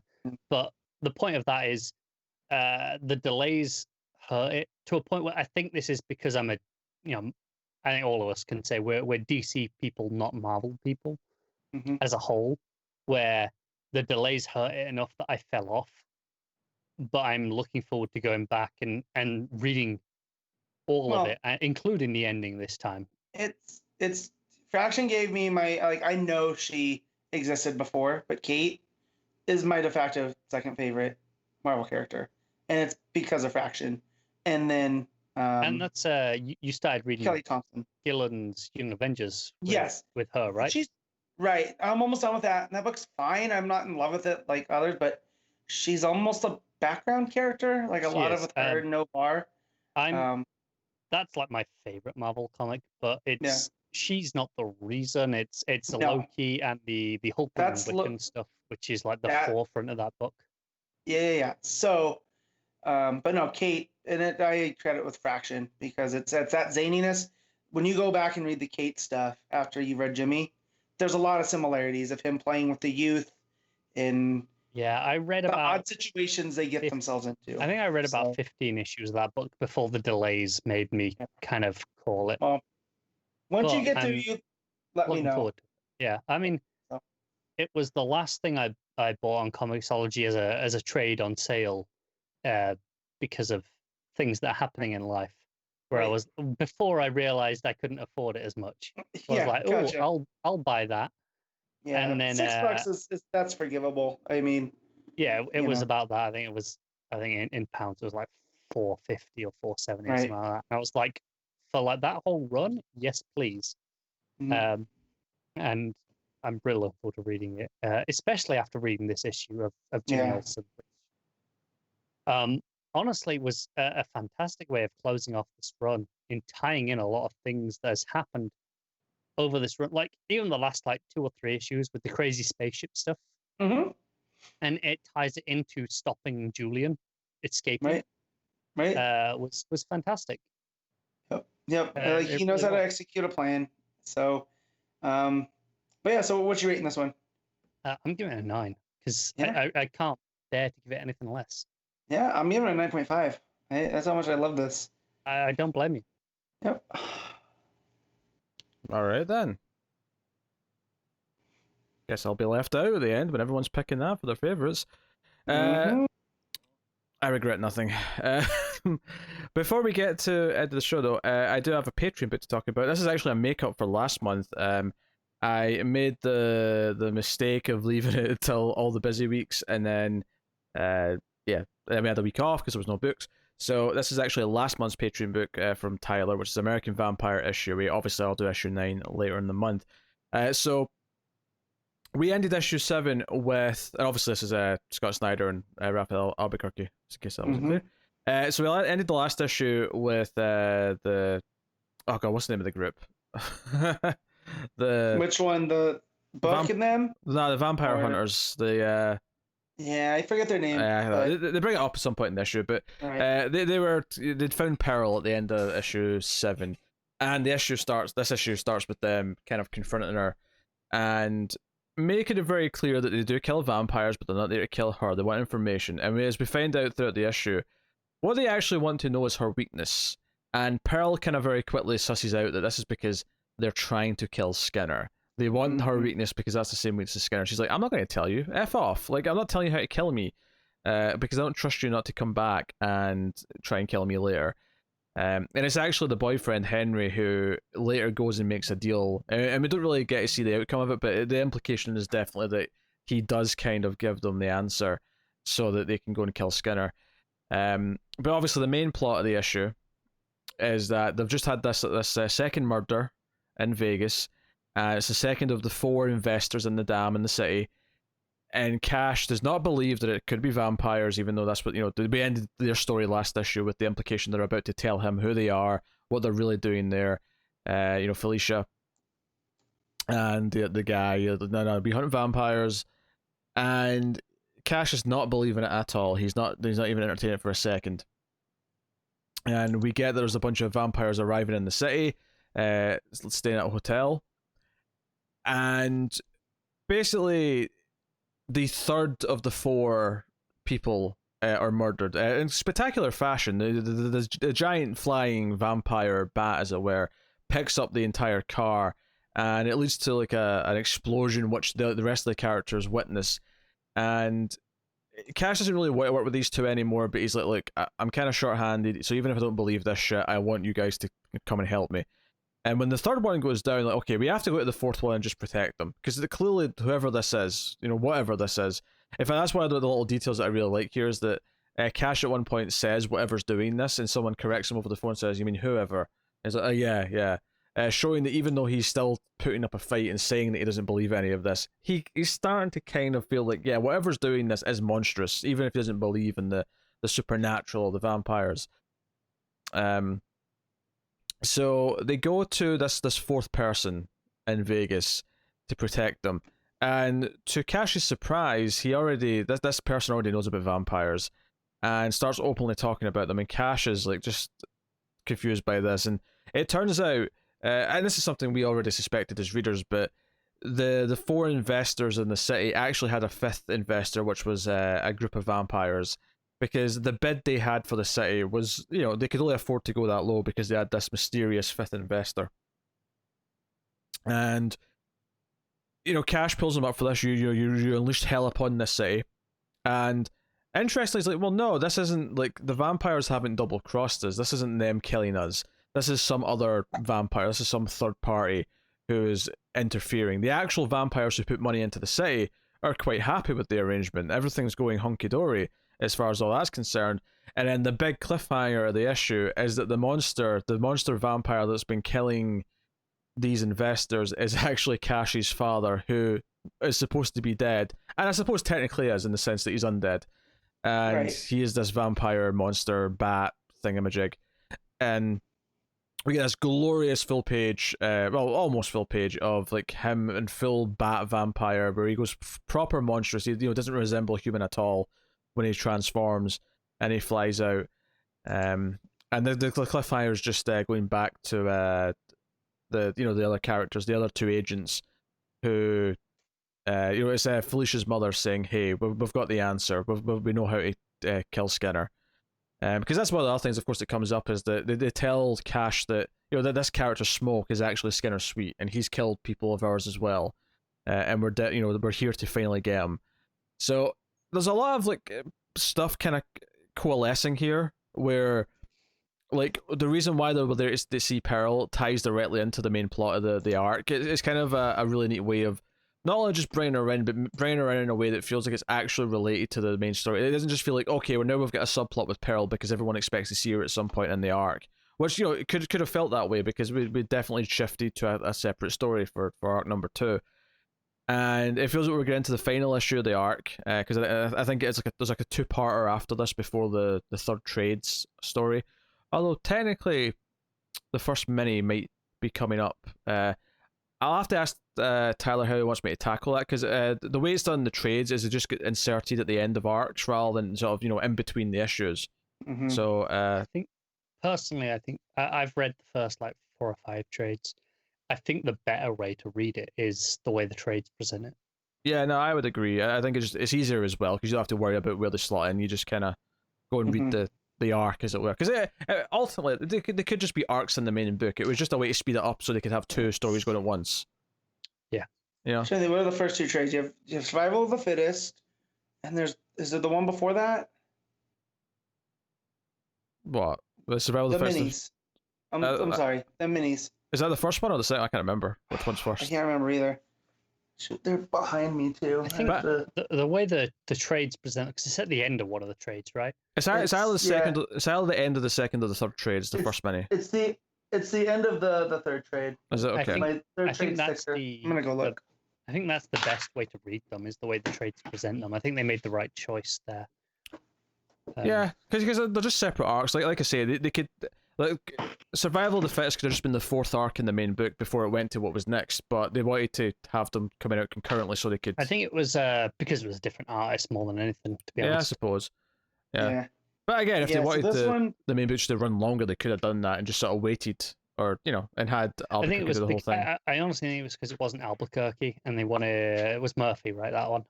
Yeah. Yeah, I think it was because they wanted Murphy to do it. That they were like, no, this is a separate thing rather than Albuquerque is the co-creator of American Vampire with Snyder, and they wanted to make that into a separate book instead because of that. Yeah. Matt's really digging out the papers here. No, I did. I had to. Yeah, this one it's Survival of the Fittest, and it's after the end of the third. Okay. Trade. So, because that's the one I got signed by Snyder. Honestly, those trades are actually pretty good value because I think it's the third and the fifth that both end with a mini, and they could have just sold them as separate trades, but instead they just put because they're like 5 issues. It's not like they're super short. I don't think anyone, us included, would have really complained if they were their own trade, right? No, but instead they said, no, here's just a 12, 13 issue trade. Just have the whole thing. Yeah, like, if it was a 6-issue trade as standard and then a 5-issue trade as the mini, and maybe they took $2 or $3 off it, I don't think any of us would have complained. Yeah. I'm looking at the list price. The second trade's less, and it's $18, and the third trade, which is a lot bigger, is $17. So you get a whole miniseries for $1 cheaper for whatever reason. That's ridiculous to me, honestly. Like, Vertigo. To me, that is an $18 trade and then a $15 trade. Mm-hmm. Yeah. So no, I mean the issue itself here has a lot of big revelations. Like I say, I like how it includes Pearl into the story because it feels like it's not just a shoehorned in thing. It ties it directly into what's going on, and feels again it kind of makes Skinner bigger. And I love that she gets it. I love that she figures it out before they even tell her. Like that's who they're trying to kill. That's why they specifically need her weakness. As for the whole father thing, I don't know necessarily like how I felt when I first read this, or even how I feel about it now, because I'd forgotten this was the twist. To be honest, I'd forgotten that the father turned out to be the killer. It'd been a while, and I'm curious to see how this goes next. But I mean, if Skinner did kill him, it makes sense that he could have turned him. So that said, though, I mean, this doesn't necessarily feel like the same breed of vampire. So yeah, I remember how it happens, and it's a real fun reveal. But this is what I love this book so much is it's like it's not just the American vampire that's different. There's different subspecies within. The more Dracula ones were called the Carpathians, and you meet them in Survival of the Fittest. And then you have the one type that the dad is, and you'll find out about that one in the next issue. Yeah. And whatnot. So it's really cool. I like the scientific approach that Snyder brought to it. And that each of these are different species, and they're all different, and that's why they're looking for the weakness for Skinner, because they don't really know what the American vampire weakness is, right? Because Skinner can go in the sun for limited times, right? Is it even limited? I thought it was just they could just go in the sun. Okay, maybe it's not, because it has been a while. Then he can go out in the sun, and his venom when he bites is more akin to rattlesnake venom. It's not the same. But he has a the regular different vampire. Weakness. Yeah. Right. Yeah, the full moon. And they're trying to find it, and I love that. I love that you can't handle them, and they'll eventually tie that into other creatures, which is fun too. That they're all kind of a subspecies. It's been a while for me too. Like I said, I think I read the first 3 or 4 trades, maybe 5 years ago now. Yeah. Or actually, did I have that flipped? Is it the opposite of the full moon? Is it when it's completely gone that was the weakness? For what one? For Skinner. For Skinner and Pearl. Yeah, it's the empty moon. Or whatever you call it. New moon. The new moon. There you go. And there's another big one too, but I don't Sure. spoil it. Yeah. But that was the one that's introduced already. Well, I've read it all before. I've just forgotten most of it. Right. It's fun when you get there. Through this. Yeah. So no, like I say, art is obviously fantastic. The standout is definitely the reveal of the father vampire when he actually transforms. The backgrounds go all kind of like shaded and just kind of lacking detail. The coloring is very interesting throughout the issue because the way it flips between the two stories is that you look at all the stuff with Pearl and her husband. It's a lot of orange. It's a lot of like sort of sunny kind of, and it is in California, whereas obviously, I mean Vegas is deserty too, so it's still like that wouldn't fit there. But obviously, especially back then, yeah, it's this oasis in the middle of the desert, and it's drab and. But the Vegas stuff is generally speaking these dark sort of blues and purples, and it's not so much even the neon; it's just kind of the atmosphere of it because they're not even in the city for the most part. They're in they're in like sort of these like shadier little areas, and this like mansion or castle at the end. Well, not castle. You get castles in Vegas, but it's that kind of fort. Yeah. Do you have who the colorist is there? No. Gotcha. We'll be back at the start of the issue. I just like to give you credit. Santaluco, I think.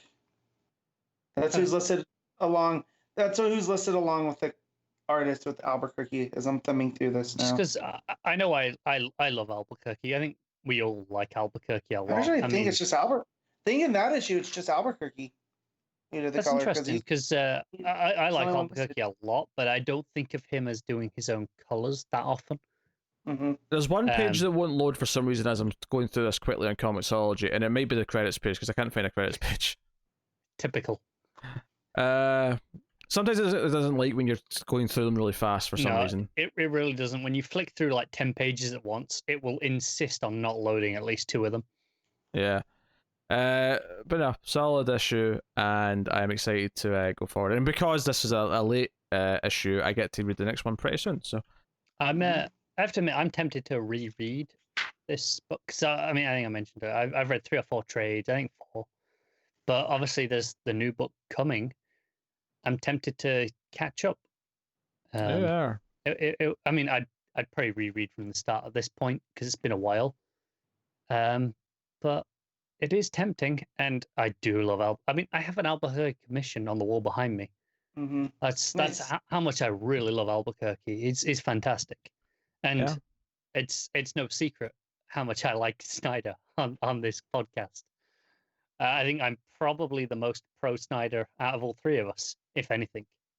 Yeah. And, all right. I really want to eat, so shut up and let me just rate this. So, solid 8 out of 10. There you go. All right, that takes us out of the part of the show where we pick our favorites of the week, favorite panel / moment, favorite art, favorite cover, and top 5 books of the week. So, Matt, give us your panel / moment.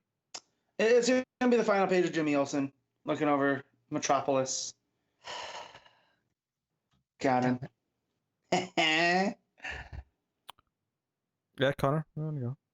Do you want to go first? See if I can find another one. I wouldn't really decide mine yet, admittedly. Damn it! I haven't really decided mine. It might just be the Wally and J-Hog, to be honest, in Death Metal. There's a lot of good moments in Strange Adventures though. But in terms of like a moment on its own that kind of hit me with a bit of a punch, it was maybe that. So yeah, I'll go with that. Wally and J-Hogging. Okay. Well, obviously my first thought was the final page of Jimmy Olsen, but Matt's already taken that. I'm going to take the full page splash of Superman and Adam Strange flying towards the War of the Worlds-esque creature in that book. That's a good page. Ship. Yeah, that's a very good page. Favorite cover? I'll just jump in here. Now, there is some really good death metal variants, but I'm going to go with the Shaner cover for Doctor Strange. Matt? Doctor Strange? Sorry, Strange Adventures. Yeah. There you go. Dr. Adam Strange. What are you picking, Matt? I'm going to go with the Gerads cover of Strange Adventures. There you go. To offset that. Although I don't know who did it. There's a Wonder Woman variant of Death Metal 2 where she's wielding the Chainsaw of Truth. Mm-hmm. And it looks like it belongs on an album cover. So that one's pretty good. Sure. I'm going to go with just to be different at this point, to be honest, because you've already picked the ones I like. The regular cover of Jimmy Olsen sitting on the planet. I think that's fantastic. All right, Connor, best art. Strange Adventures. Matt? Yeah, Gerads and Shaner. Yeah, Strange Adventures. There's no question. There's competition. I mean, Capullo is really good. Metal, Capullo and Lieber from Jimmy Olsen are fantastic. The competition. The Strange Adventure still wins, I think, without much thought. All right, Matt, top 5 books of the week. Go. So number 1 is Jimmy Olsen. 2 is Strange Adventures. 3 is Aquaman. 4 is Death Metal, and 5, I guess, is stupid Nightwing. Connor, what's your top? 1 is Jimmy Olsen. Then Death Metal, Strange Adventures, Aquaman, Justice League. Yeah. Well, I only read 4, so I'll be ranking 4. Number 1 is tough. I rated both Death Metal and Strange Adventures the same.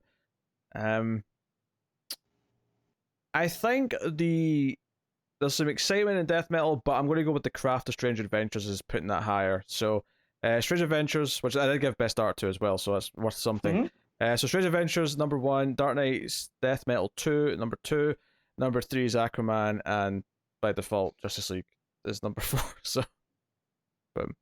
If I could count American Vampire, that'd be number 4.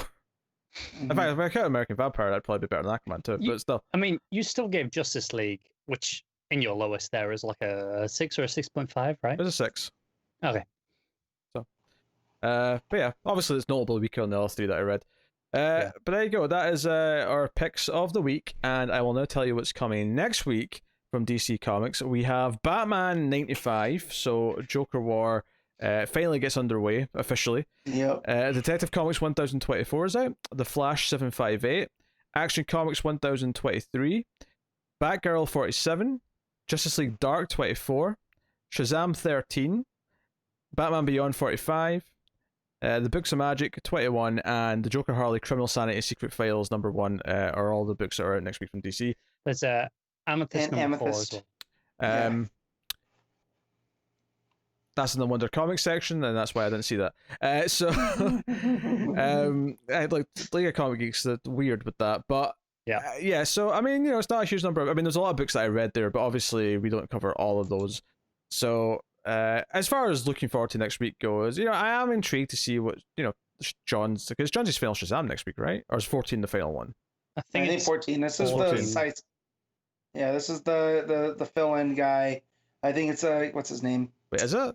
I thought. I think 13 and 14 are the last 2 Johns. Yeah, it's John's. John's is and then 15 and 16 are the other guy. No. There's no 15 and 16. There's only one fill-in at the end. Is it one fill-in? Okay. Yeah. That's right. Why is I this thought so it was back to back. I knew one of it was back to back. I know there was the last issue, and then I couldn't remember if this one and then John's is done. So next week is the penultimate John's issue, right? Yeah. And apparently it's Eaglesham all the way through. He's the only one. It's not the most exciting week, let's be honest. No. But I mean, this is a couple of books. Batman, Joker War. I'm intrigued to see what that's finally going to be. Yeah, I'm curious about that. I'm also curious about what this Criminal Sanity Secret Files is. I mean, we'll see if it's worth checking out or not. With it being so different. And then I think me and Matt are excited for Justice League Dark. Sure. Mm-hmm. I mean, Joker Harley. I'll probably talk about it regardless, just because there's so little books. But I think there's not a lot of books next week. Plus, there's not likely to be big news, just because we just had Solicits and tends to be quiet afterwards. So we'll probably do a few questions next week. So if you've got questions, to send it to at DC Comics Podcast on Twitter, or at mftvquestions@gmail.com via email. If you've got a longer question, please do. I know some people put a question on Twitter a while ago. Feel free to just sort of copy and paste that back, and because Pete can't be bothered to look back through it. But it's mixed in with a bunch of stuff. I'm never going to find it. It's never going to happen. And you wouldn't either. What? Why? Just people can copy and paste. It's a nice, easy task. But yeah, so we'll do a couple of questions next week, since there's a later week. But there you go. That is what's coming next week. So yeah, thank you very much for joining us. I will take this time to thank our Patreon producers for the month. Where's that gone? That's a really awkward place for it to go. My sticky post-it. Me and Matt were silent, waiting for you to just reel them off. It was just cut off at the side of the screen. My third screen that's turned off right now, but it was just Terrible peeking excuse. in. Well, it moves. I'll leave it there. We'll just turn the other screen on. I don't need it on. It's just a waste of energy right now. So thank you to Alison M4 Dice, Tyler Hess, Cindy Palacios, David Shaw, Board Now, and Zammer Jammer. They are Patreon producers for the month. They are all $20 and up on patreon.com/MailFuzzTV, which is why they get that honor. But you can support us for as little as $1 per month and keep all the content coming, feel warm and fuzzy in the inside. $5 tier especially is notable here because Comics from the Multiverse is a day early on that tier, as is previously in the Multiverse. And you also get to vote occasionally on Previous in the Multiverse as well whenever we're replacing one of the Patreon slots. So go and have a look at patreon.com/MailFuzzTV and see if you're interested in keeping all the shows coming. So go and have a look. Otherwise, like and subscribe on YouTube. Liking is very important there. It lets YouTube know that we're worth recommending out to other people. Maybe other comic book fans will find us because you click the like button. So please do that.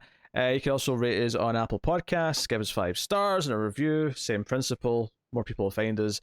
So it's super helpful if you do that. So there you go. But otherwise, get us on the Twitters at DC Comics Podcast. And as I said earlier, send some questions for next week. Happy to see them. And I think that's pretty much everything that I have to tell you. Just check out maybe me and Connor's reviews of Doom Patrol and Stargirl, which are ongoing right now every week, the TV shows. Probably are worth your interest. Again, on the MailFuzz TV YouTube channel, or you can get them on the almost cancelled audio podcast feed if you prefer to get them that way.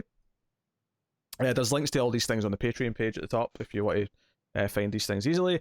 But that is us. So thank you for joining us for episode 210 of Comics from the Multiverse. As we get into the, are we in the Silver Age yet? If this was like Superman issue 1 up to 211, are we in the Silver Age yet? I don't think so. No, still in the Golden Age. Okay. Right, well, we're still in the Golden Age of Comics from the Multiverse. That's 39 or 38 to 43, so yeah, still distinctly. We've got a while to go yet. Don't forget, Silver Age doesn't start until Flash. Wait, how's it only been 4 years, Matt? Oh man, I'm bad at time. Yeah, this feels much. There's one issue a month. Much longer. In fact, it was less than that when it started. It was like one issue every 3 months. That's right. That's right. I was going by years. 4 years. The point is, we still have a bit to go yet. Yeah, hold on. Not as much as what Matt was saying. No. Maybe not. He might actually be right. What issue of Superman was the Silver Age around?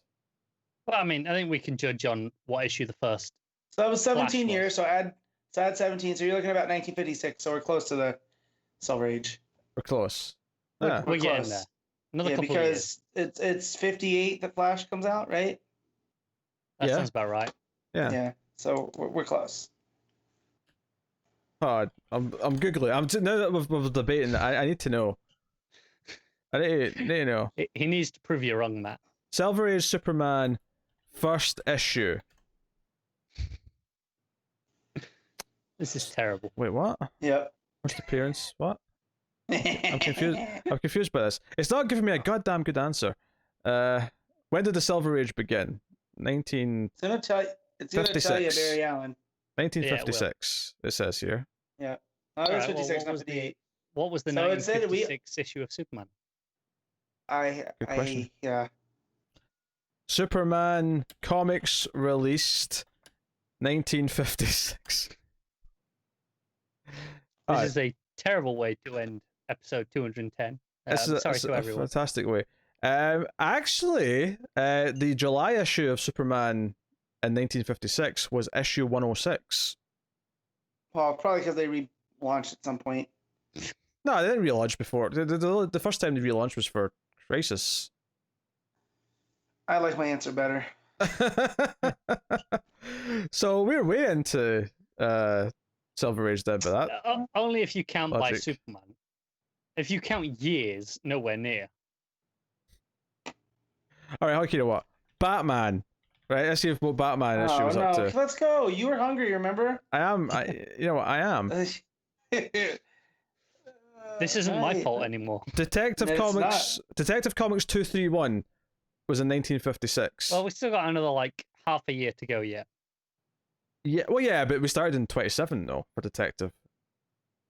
Shut up. For Batman. So we're actually we've entered the Silver Age, people. Welcome to the Atomic Silver Age. You are welcome. We're on this journey. The march to the Bronze Age begins. Thank you very much. Keep reading DC Comics. Have a we'll drink. see you next time. And always remember to never get lost in the Speed Force.